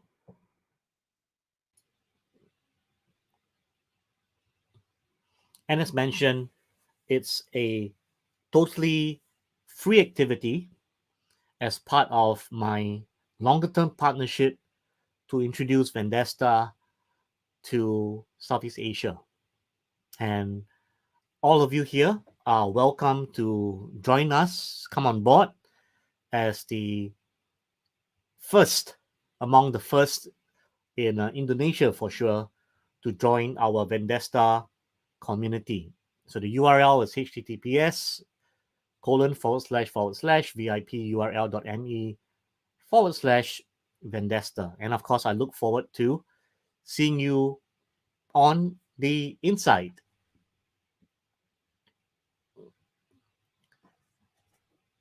Very quickly, for those of you who have never heard of Vendesta, the reason why I'm so excited with them in the partnership is because they offer a suite of apps, tools, services, and a marketplace that allows us to automate or semi-automate the lead and prospecting part of the agency business. As you know, if you want to start an agency business, you need to have clients.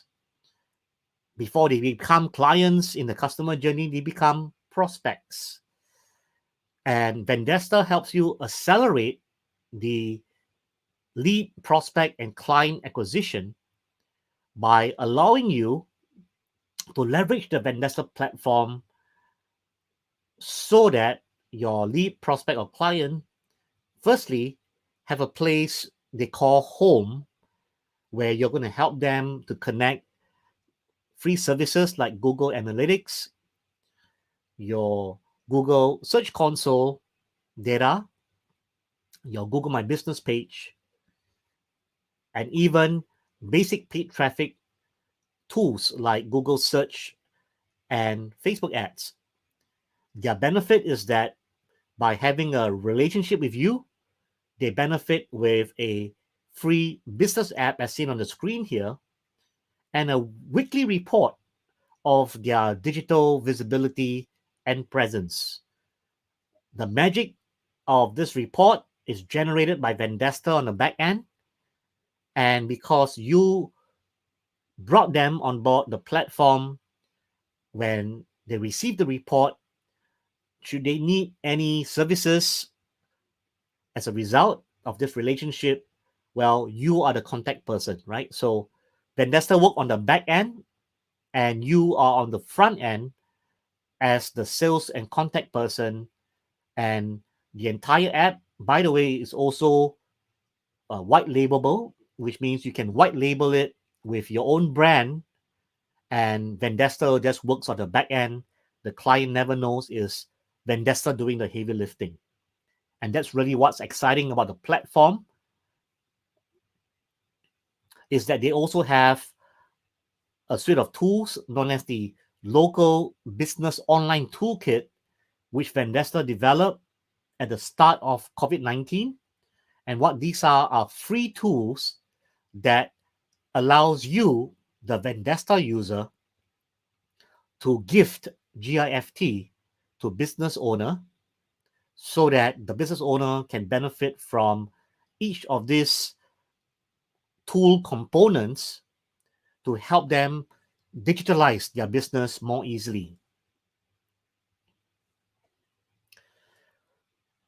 In addition, one of the more powerful tools provided by Vendesta is known as the snapshot report.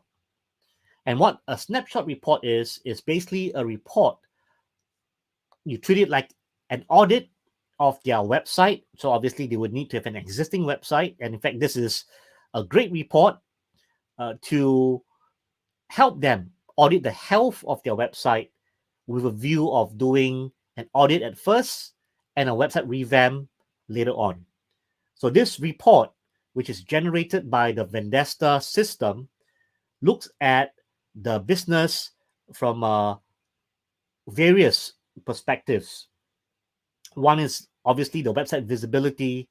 It looks at the listings from a social perspective, and all the way down to their advertising and SEO effectiveness.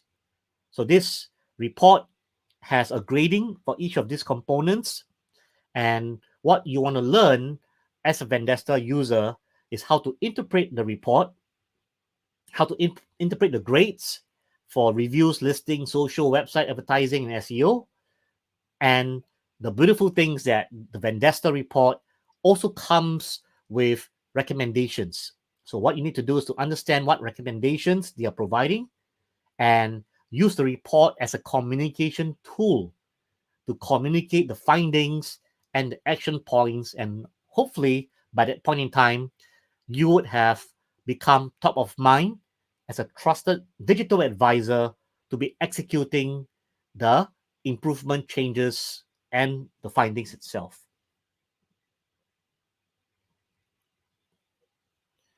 In the free plan, which is designed for the solopreneur, it allows you to send up to 50 emails a month, and the 50 emails comes with, or rather the Vendesta platform comes with built-in marketing automation where the emails are already pre-written, and all you have to do is to use the Vendesta form similar to an email service provider.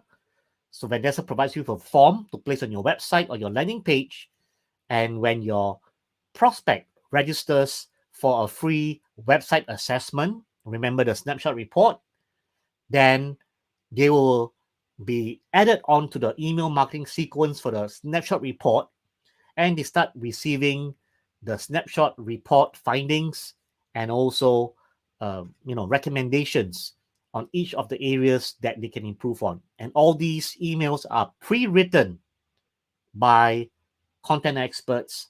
All you have to do is to add the form to the landing page provide a free website of assessment, and that will be your first step towards prospect acquisition without writing a single word. Now, how many of you are excited with the Vendesta platform, considering everything that I've shared with you is available for free with no additional costs? Can you please help me comment I? At least we can show some appreciation, isn't it, right? Yes. So you guys are the first to know about this. You can consider this as a pilot test. And of course, we plan to be holding a online Zoom webinar conference to teach you how to use the platform more in depth in the coming weeks. So your first step is simply to register. Make sure that you register because it's free, and so that you'll be notified when we're ready to roll out Vendesta in Southeast Asia. And this comes with user training.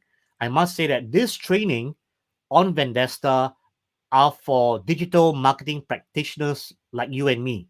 Okay, so please don't invite your client on board. This is not a client presentation. This is not a client tool. These are tools Vendesta's designed as a white label tool for digital marketing agency owners, which are you and I.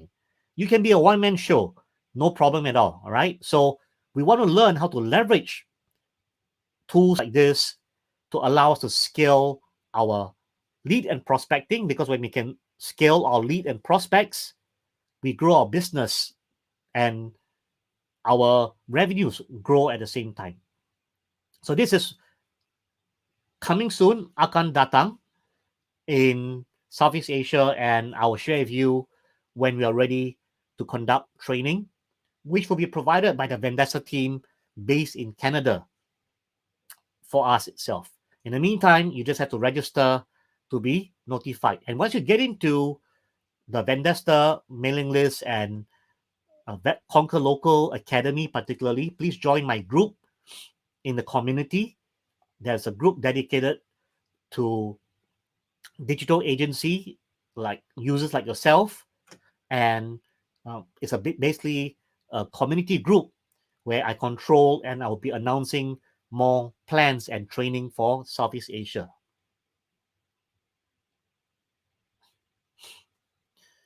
I also have a free Telegram coaching group, and you're free to join us if you want at vipurl.me/WIA chat. Again, I'm going to provide this in the chat itself.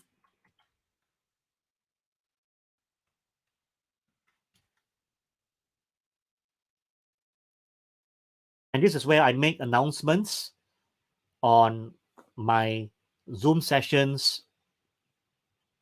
And of course, for anything in Indonesia, I have my partner Ryan, who'll be taking care of all of you. And Ryan and I have been friends for a long time. In fact, he was one of my first few students in Indonesia back in 2007 or 2008. And of course, I'm so proud of him. He has grown his business phenomenally, his agency, his event company, that I'm proud to call him my partner. And in fact, everything in Indonesia, I work with him because he is Indonesian. Obviously, he's based in Jakarta, and we're going to be building, right, the most phenomenal digital agency community in Indonesia, headed by Ryan and assisted by myself. So, this whole initiative and opportunity is so great that not a single person like myself even can manage it well. What we want to do, Ryan and I as well, is to, over the course of this few months, conduct what we call Train the Trainer program. And in Train the Trainer, we want to train some of you here who have a desire to become a digital marketing trainer, so that you're able to train other Indonesians, even in your own language if you want to, and we do a revenue share or profit share with you. But our goal, of course, is to train you first, right? So you guys become our chief trainers, or what we call master trainers. And our job is to help you become successful. And when you become successful, you can now become part of our extended network, because Indonesia is a huge place, ladies and gentlemen, here, right? And I don't have the time or the bandwidth. I don't think Ryan has the bandwidth and time either to do it single-handedly. He will need help. And as long as you are well trained, then we train you and you train other people. Now, this will not be done overnight.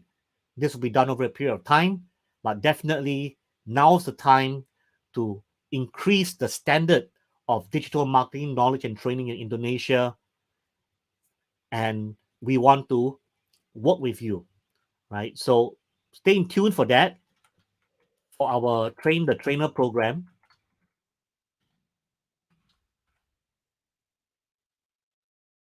It's something that we've been planning for a long time. And this year is definitely the year for us to execute, now that we have COVID vaccination in place.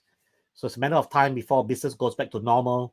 And therefore, we want to take the opportunity to roll out this program this year itself. Now, how do we train you over time to be a successful digital marketer or digital entrepreneur? First thing I want you to understand is that to execute such a program is going to consume time and resources, not just on my side, but also on Ryan's side. But as I said, we are committed because we believe we have the best training and best resources to take you to the next level. And with that in mind, let me introduce to you our coaching program known as the WIA Pro membership. And what it is basically a digital agency business in a box program where we execute and organize monthly mentoring and coaching in your time zone,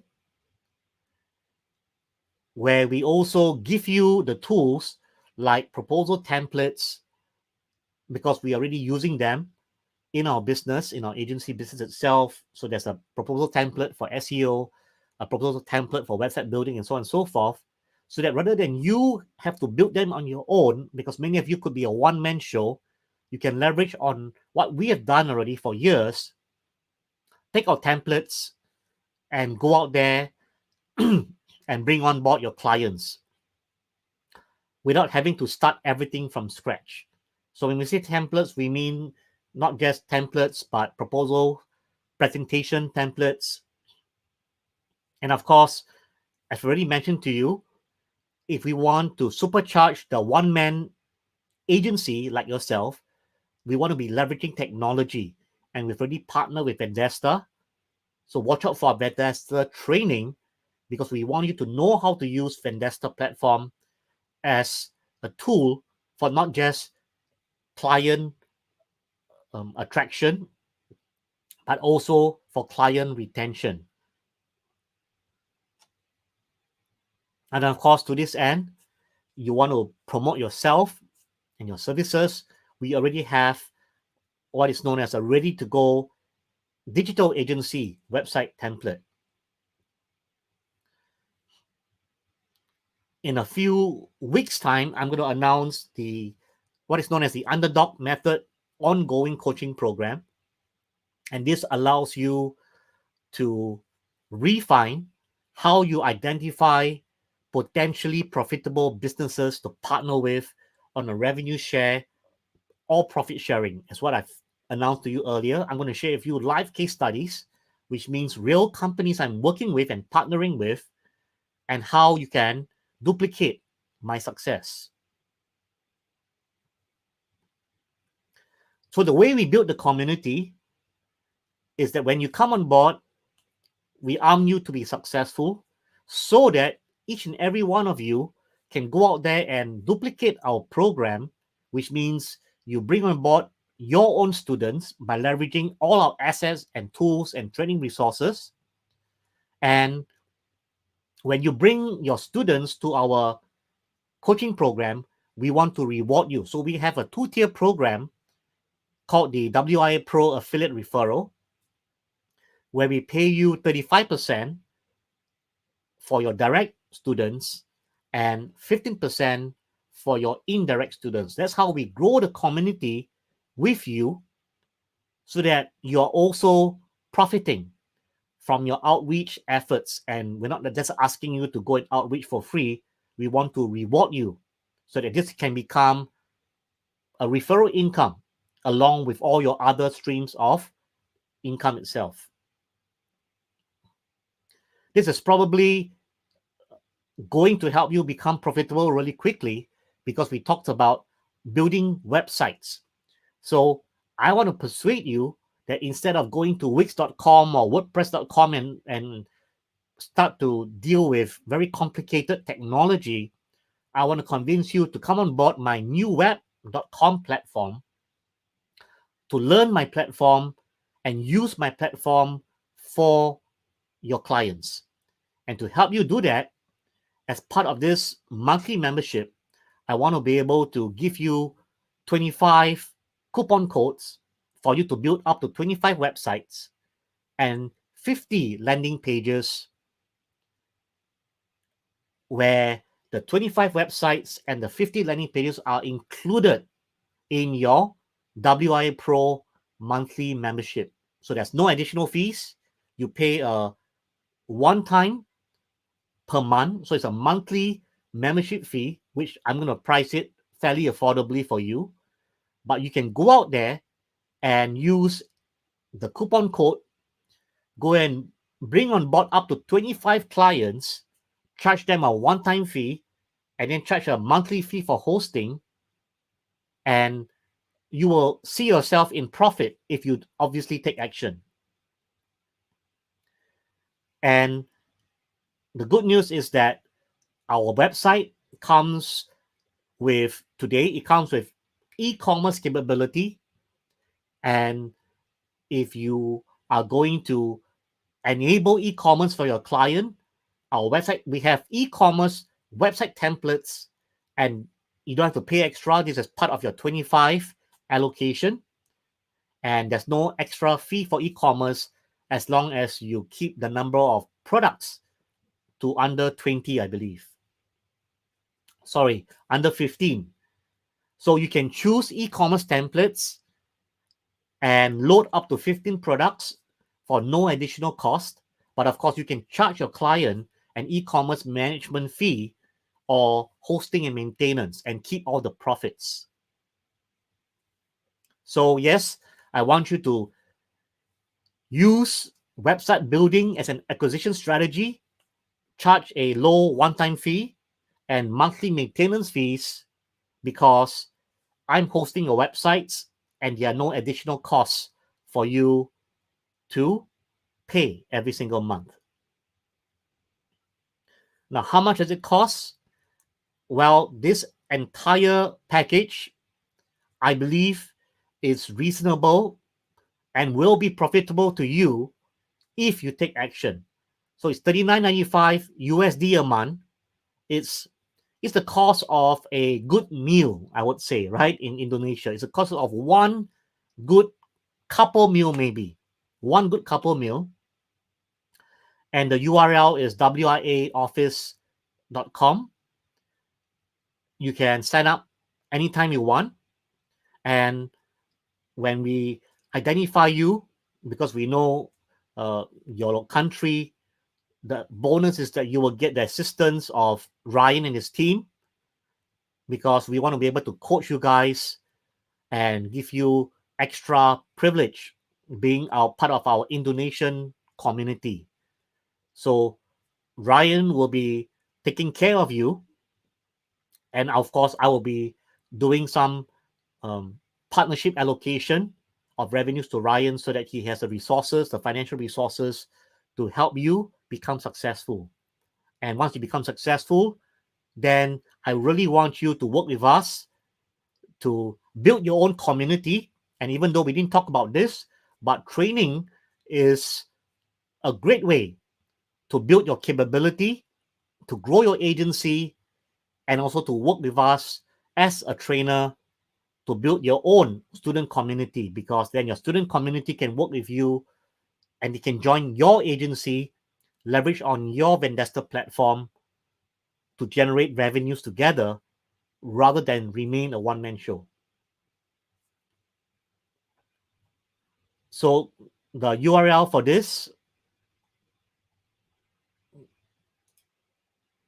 is wiaoffice.com.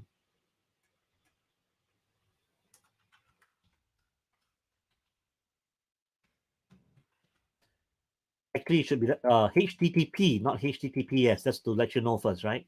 It's HTTP wiaoffice.com. So don't put the S in front because it is not, it's a multi-referral site and it's not secure on the front end, but the payment system will be secure. So not to worry about that, just to make it clear. Finally, I want to share with you what I prepared that took me months, and I call this the Digital Marketing Omni-Channel Pack. This is the best way for you to acquire the critical knowledge to become an omni-channel marketer. Now, what does this program involve? It's basically a step-by-step systematic training program designed to help you go from zero to hero, which is to kickstart or enhance your career as a real-world digital marketing omni-channel marketing practitioner. What does it include?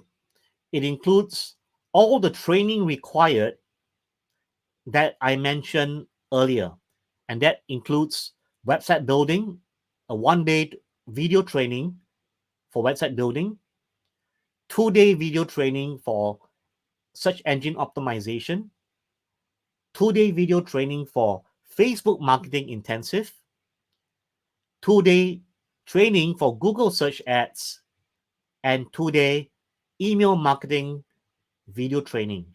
Now, all this training took me about 6 months to put together, and it's available to you with instant access, which means the moment you join us, you can have instant access to, as you can see here, 9 physical days worth of training.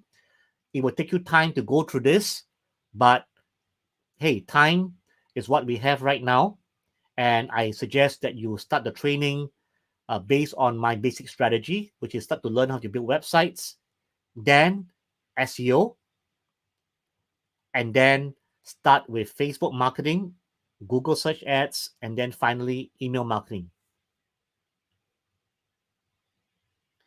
Here, the additional benefits. Number one, this training was recorded in front of a live audience. And in fact, Ryan was part of the live audience itself. So it's of high quality. You also receive the Q&A segments where I answer questions asked by the live audience. So there's no geographic restriction. You have lifetime access to the videos. And you can always continue to engage me with questions inside the members area. In addition, your investment in the omni-channel pack allows you to be eligible for a final upgrade of a product called the master plan that is still in progress, because the master plan will take me probably 2 years to put together. So you're in no hurry to upgrade. But essentially, I want you to master the omni-channel topics first. When you become financially successful at a future point in time, you can optionally choose to upgrade to the master plan, which is currently priced at 995 USD. And whatever you invest in the omni-channel pack will be eligible for you to just pay the difference. Friends, I have priced the omni-channel pack truly to be affordable because I want you to come on board, become successful, and work with me to grow the community. In other words, you get 9 days of training for 7.497 million rupiah if you make full payment. But again, I understand that we all want to conserve our finances, and that's why I'm offering you a 3-part payment plan at just 2.697 rupiah over 3 months. And the URL for them are as follows. The first one is, again, vipurl.me/omni full IDR for Indonesia.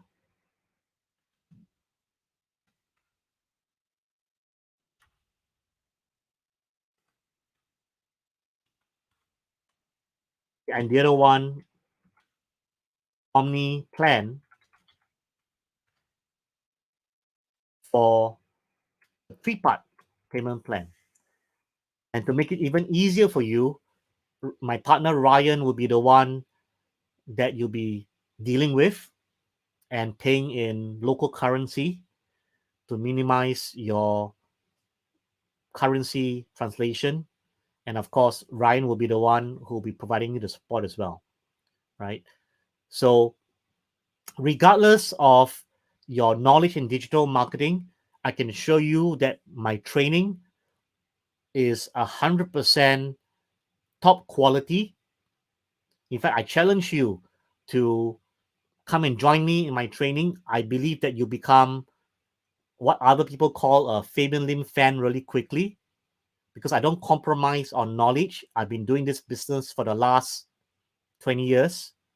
And truth be told, at under 8 million rupiah, quite frankly, all you need is one good client at 500 US dollars to break even. And I'm even giving you a 3-month payment plan for this, for you to take your time to pay and invest in your own knowledge, because I can guarantee you that once you possess the knowledge that I have, and you need to know I personally train Ryan in digital marketing as well. He has been there for all my training, and that's the reason why he's been able to grow his business. In fact, Ryan is probably my best testimonial of effectiveness, and I've been doing this for such a long time. To end, you may know who Tung Disamaringin is. They call him the Anthony Robbins of Indonesia. He's also my partner, and I've been working with him for the last 10 years in Indonesia as well. So I do want to make a comeback in Indonesia, but not to do it alone, and not just to do it with Ryan, but to work with a team of trainers that we can train as master trainers. And I guarantee you that if you put in the time to learn my digital marketing skill set, and not just to learn, but to execute, to find clients so that you can become successful, and hopefully one day you can become a master trainer of mine and build your own community, then we can be serving the rest of the Indonesian people in a positive manner, because today the world is already digital, and here's your chance to take a head start to be in front of everybody. Regardless of what you do, ladies and gentlemen, I want to thank you for taking the time to listen to me. And I, again, want to take the final chance to persuade you to invest in yourself, invest in your knowledge, so that you will stay ahead. And I promise you that I'll be there with you along with Ryan, because this is just the starting of World Internet Academy Indonesia. And I really want to help each and every one of you become successful, because there's so much to do in Indonesia. There's so many people to help. But we must first help you to succeed. And that's our goal before you help other people succeed. With that, I'll hand over this session to Ryan, and I'm happy to take any questions that any of you may have. Ryan, Okay, over to you, my friend. thank you, Fabian. That's a whole pack of information and knowledge, and that's a good opportunity for every one of us that want to join the program. Ya, jadi seperti tadi Fabian bilang, saya udah ikutin Fabian dan saya senang banget bisa diajakin Fabian untuk bangun bisnis di Indonesia. Jadi untuk teman-teman yang memang tertarik untuk bangun bisnis, Indonesia 200 juta pengguna internet, ada berapa banyak bisnis di Indonesia mulai dari UMKM sampai big corporates, dan pertanyaan mereka semua sama, yaitu bagaimana caranya memasarkan bisnis mereka secara online. Saya untuk teman-teman yang tahu saya, yang kenal saya membangun Tofidev dari 2011. Kita bangun bisnis ke perusahaan-perusahaan mereka yang mau bangun bisnis, tapi saya belum ketemu gimana caranya untuk membantu para UMKM, dan saya rasa ini adalah kesempatan yang paling tepat untuk kita semua bisa belajar, dan kebetulan ada Fabian juga yang bakal ngajarin kita mengenai digital marketing. It's a full pack of knowledge. Butuh waktu, seperti tadi Fabian bilang, bukannya mempercepat, bukannya membuatnya menjadi lebih mudah, tapi kita hanya menjadikannya lebih efektif. Nah, untuk teman-teman yang punya pertanyaan seputar apa yang dibahas oleh Fabian, saya tahu waktunya cukup panjang, so berikan terima kasih pada Fabian. Thank you, Fabian, for sharing with us throughout the day. Dan kalau teman-teman ada pertanyaan, bisa tulis di komentar, dan kita akan tanyakan langsung pada Fabian. Saya akan lihat beberapa pertanyaan yang mungkin muncul. Oke, jadi sambil menunggu. So, Fabian, the whole program, it will last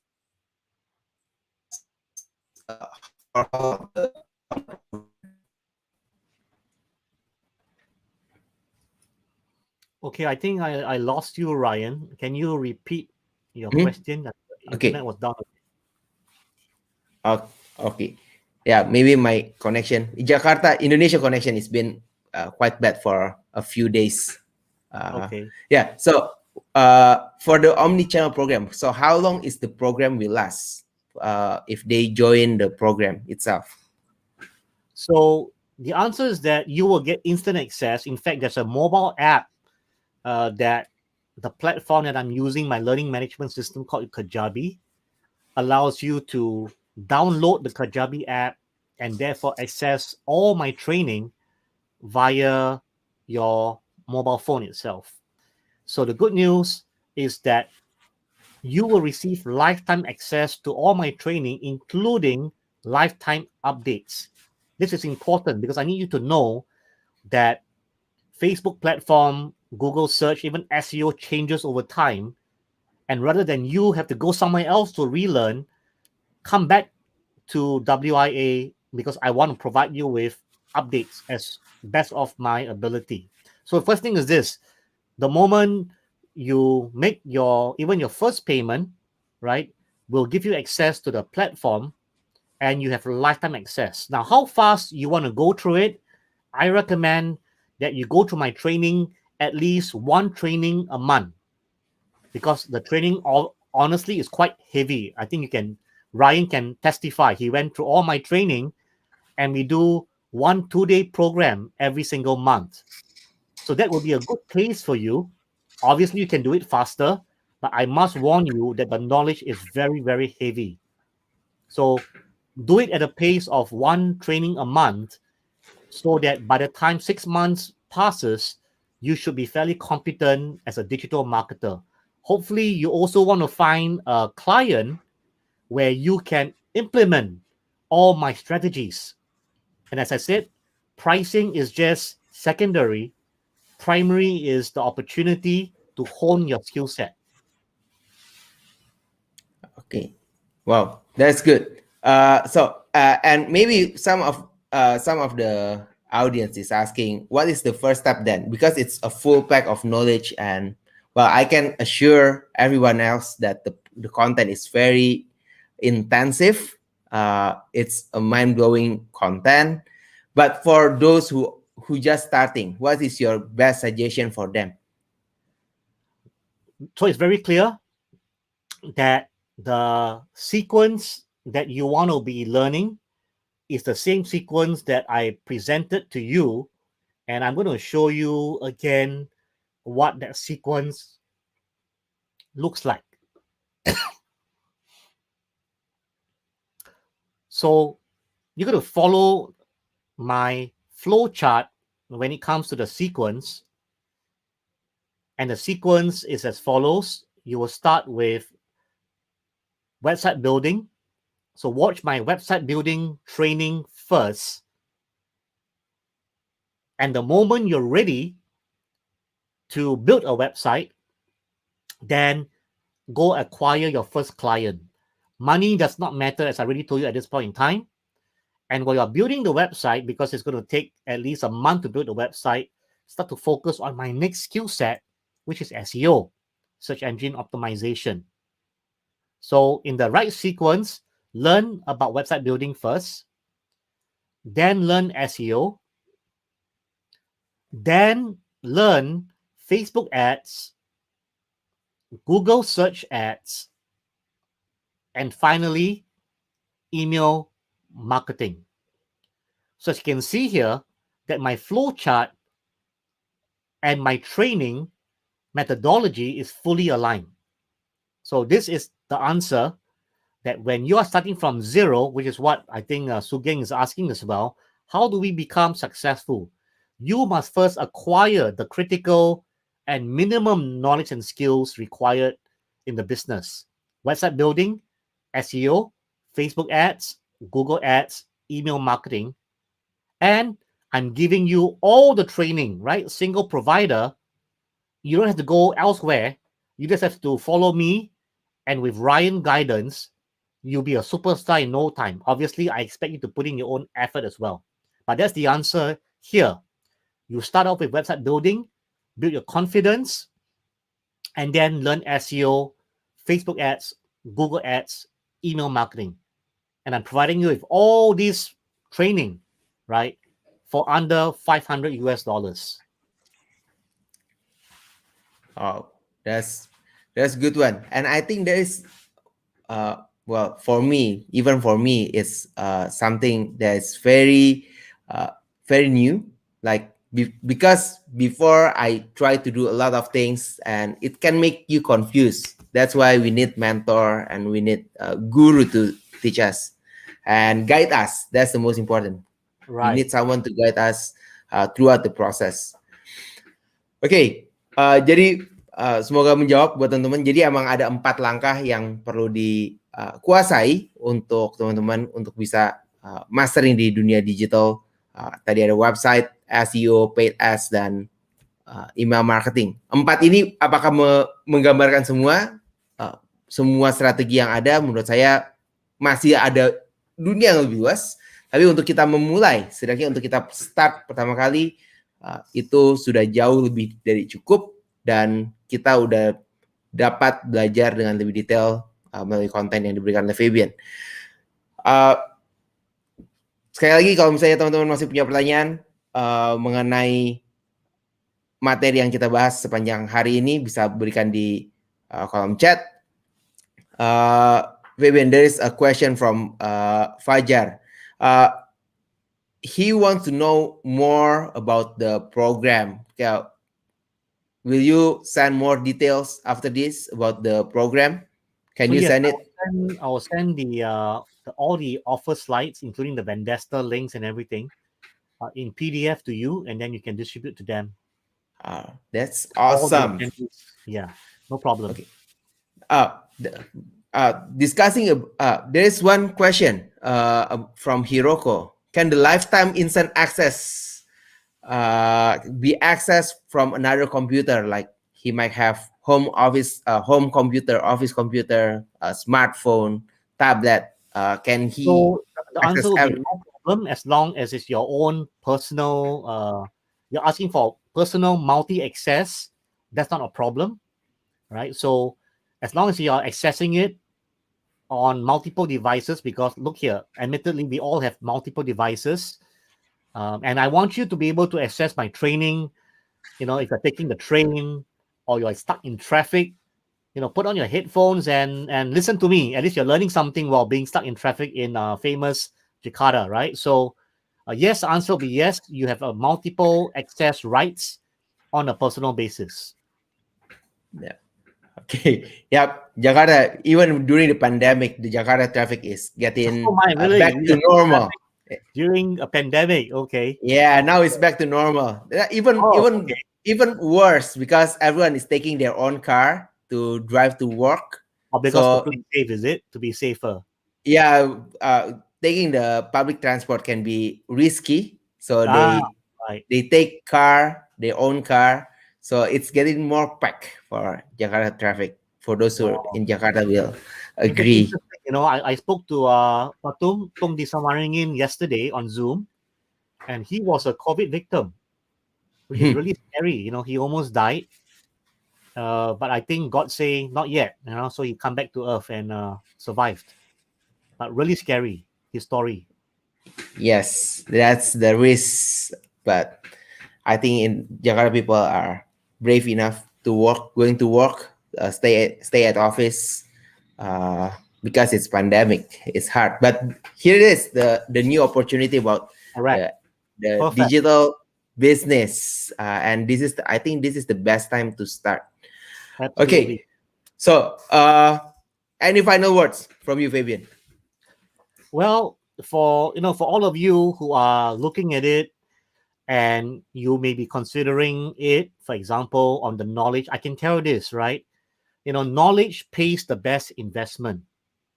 And my point is that, of course, right, I need you to take action. If you don't take action, any amount of knowledge is worthless. Whereas digital marketing is here to stay, it is a business.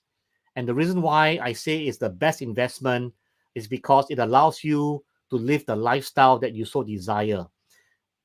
I'm going to end by telling you this, that it may surprise people, but up to today, I still work from home. In fact, I work from my bed. I work from my bed literally, right? Because I just need my laptop and I do everything literally from my bed. That makes me lazy, obviously, and that makes me uh, conscious that I need to exercise. So I do that. I cycle, I swim, but really, my entire business is run from my laptop and my bed. Now, when I go out, obviously, because there are times I go for meetings or I meet friends, I bring my iPad with me and I can run my entire business through my iPad. Again, this is a privilege for me because not only do I work from anywhere, I sleep at any time. And Ryan knows, right? I wake up at 1 p.m. every day at the earliest. So I choose. People say, what about client meetings in the morning? Firstly, I don't have that many clients because most of them are business partners. And number two, I never accept morning meetings because I don't want to wake up in the morning unnecessarily. The only time I wake up early, Ryan knows, is for my 2-day trainings or my coaching, where we start from 10 and we go all the way to 7. Apart from that, and having to take a flight in the morning for whatever reason, I choose my own time that I work, live, and play. And to me, this is the biggest benefit of a lifestyle digital marketer. And I really want you to be able to enjoy this lifestyle because, to be honest with you, too many people work too hard in their day jobs when they don't realize that there are alternative ways to earn an income and to end with the saying, remember, right? Remember how the rich get richer because it's money make money. We may not be rich as digital marketers, but we apply the same principles and the way we help the rich become richer or the way we make more money is number one, we invest in ourselves so that we can take $1 and turn it into $10 and we can share the fruits of this ATM machine. And that's really the goal of what I'm helping all of you here achieve. So I really hope you consider joining me. I mean, friends, what I'm offering you which is 9 days of pure content, as Ryan has testified, it costs half the price of an iPhone 11 Pro. Correct me if I'm wrong. My iPhone costs twice the amount of my training, but the iPhone does not make me money. It does very, very basic feature, which is pick up the phone, alarm clock, and maybe some videos. Invest in knowledge, because knowledge is the best investment you can ever make. With that, I really thank you for your time and patience on being here. Thanks again, Ryan, for organizing this, and I'll see you guys when I see you. Okay. Thank you, Fabian. That's very kind of you. Yeah, the reason why we did this, now you know the reason why we did this digital agency summit at 2, because Fabian just wake up at 1. Yes. I already asked him to do like 10 a.m., but he said it's too early. That's one thing that I envy Fabian. Work anywhere, live anywhere, but I also love my job, so that's okay. All right, okay then. Well, thank you Fabian, thank you for sharing with us. Buat teman-teman semua yang mau ikut, mau tanya-tanya, mau punya informasi lebih lanjut, bisa WhatsApp ke nomor kantor dari Tofi Events. Nomor kantor, nomor teleponnya bisa dilihat di layar. Bisa hubungi WA di 0878 010 010 17. Jadi chat ke situ, minta informasi untuk lebih lanjut mengenai program yang bakal kita adakan bersama dengan Fabian. Bagaimana saya bisa bantu teman-teman untuk membangun bisnis dari nol. Untuk teman-teman yang sudah punya bisnis, yang ingin berkembang, atau teman-teman yang baru mau mulai bisnis, gak punya pengalaman, kita akan bekerja bersama-sama untuk membangun bisnis masing-masing. Kita mau membantu lebih banyak pebisnis yang ada di Indonesia untuk masuk ke dunia digital. Tentunya saya nggak bisa sendirian, Fabian nggak bisa sendirian, kita butuh teman-teman untuk bisa mencapai goals dan visinya kita. Okay, so sekali lagi terima kasih Fabian, thank you for sharing for today, and thank you for everyone who's watching. Udah ngikutin dari jam 2 sampai jam 7 malam. Semoga apa yang teman-teman pelajarin selama 5 jam terakhir ini dapat digunakan, dapat diaplikasikan ke dalam bisnis, dapat memberikan ide, memberikan AHA yang membuat bisnis teman-teman masuk ke level yang berikutnya. Saya Randy Somoyono dan Fabian Lim, kami undur diri. Terima kasih, selamat malam. Thank you. Bye-bye.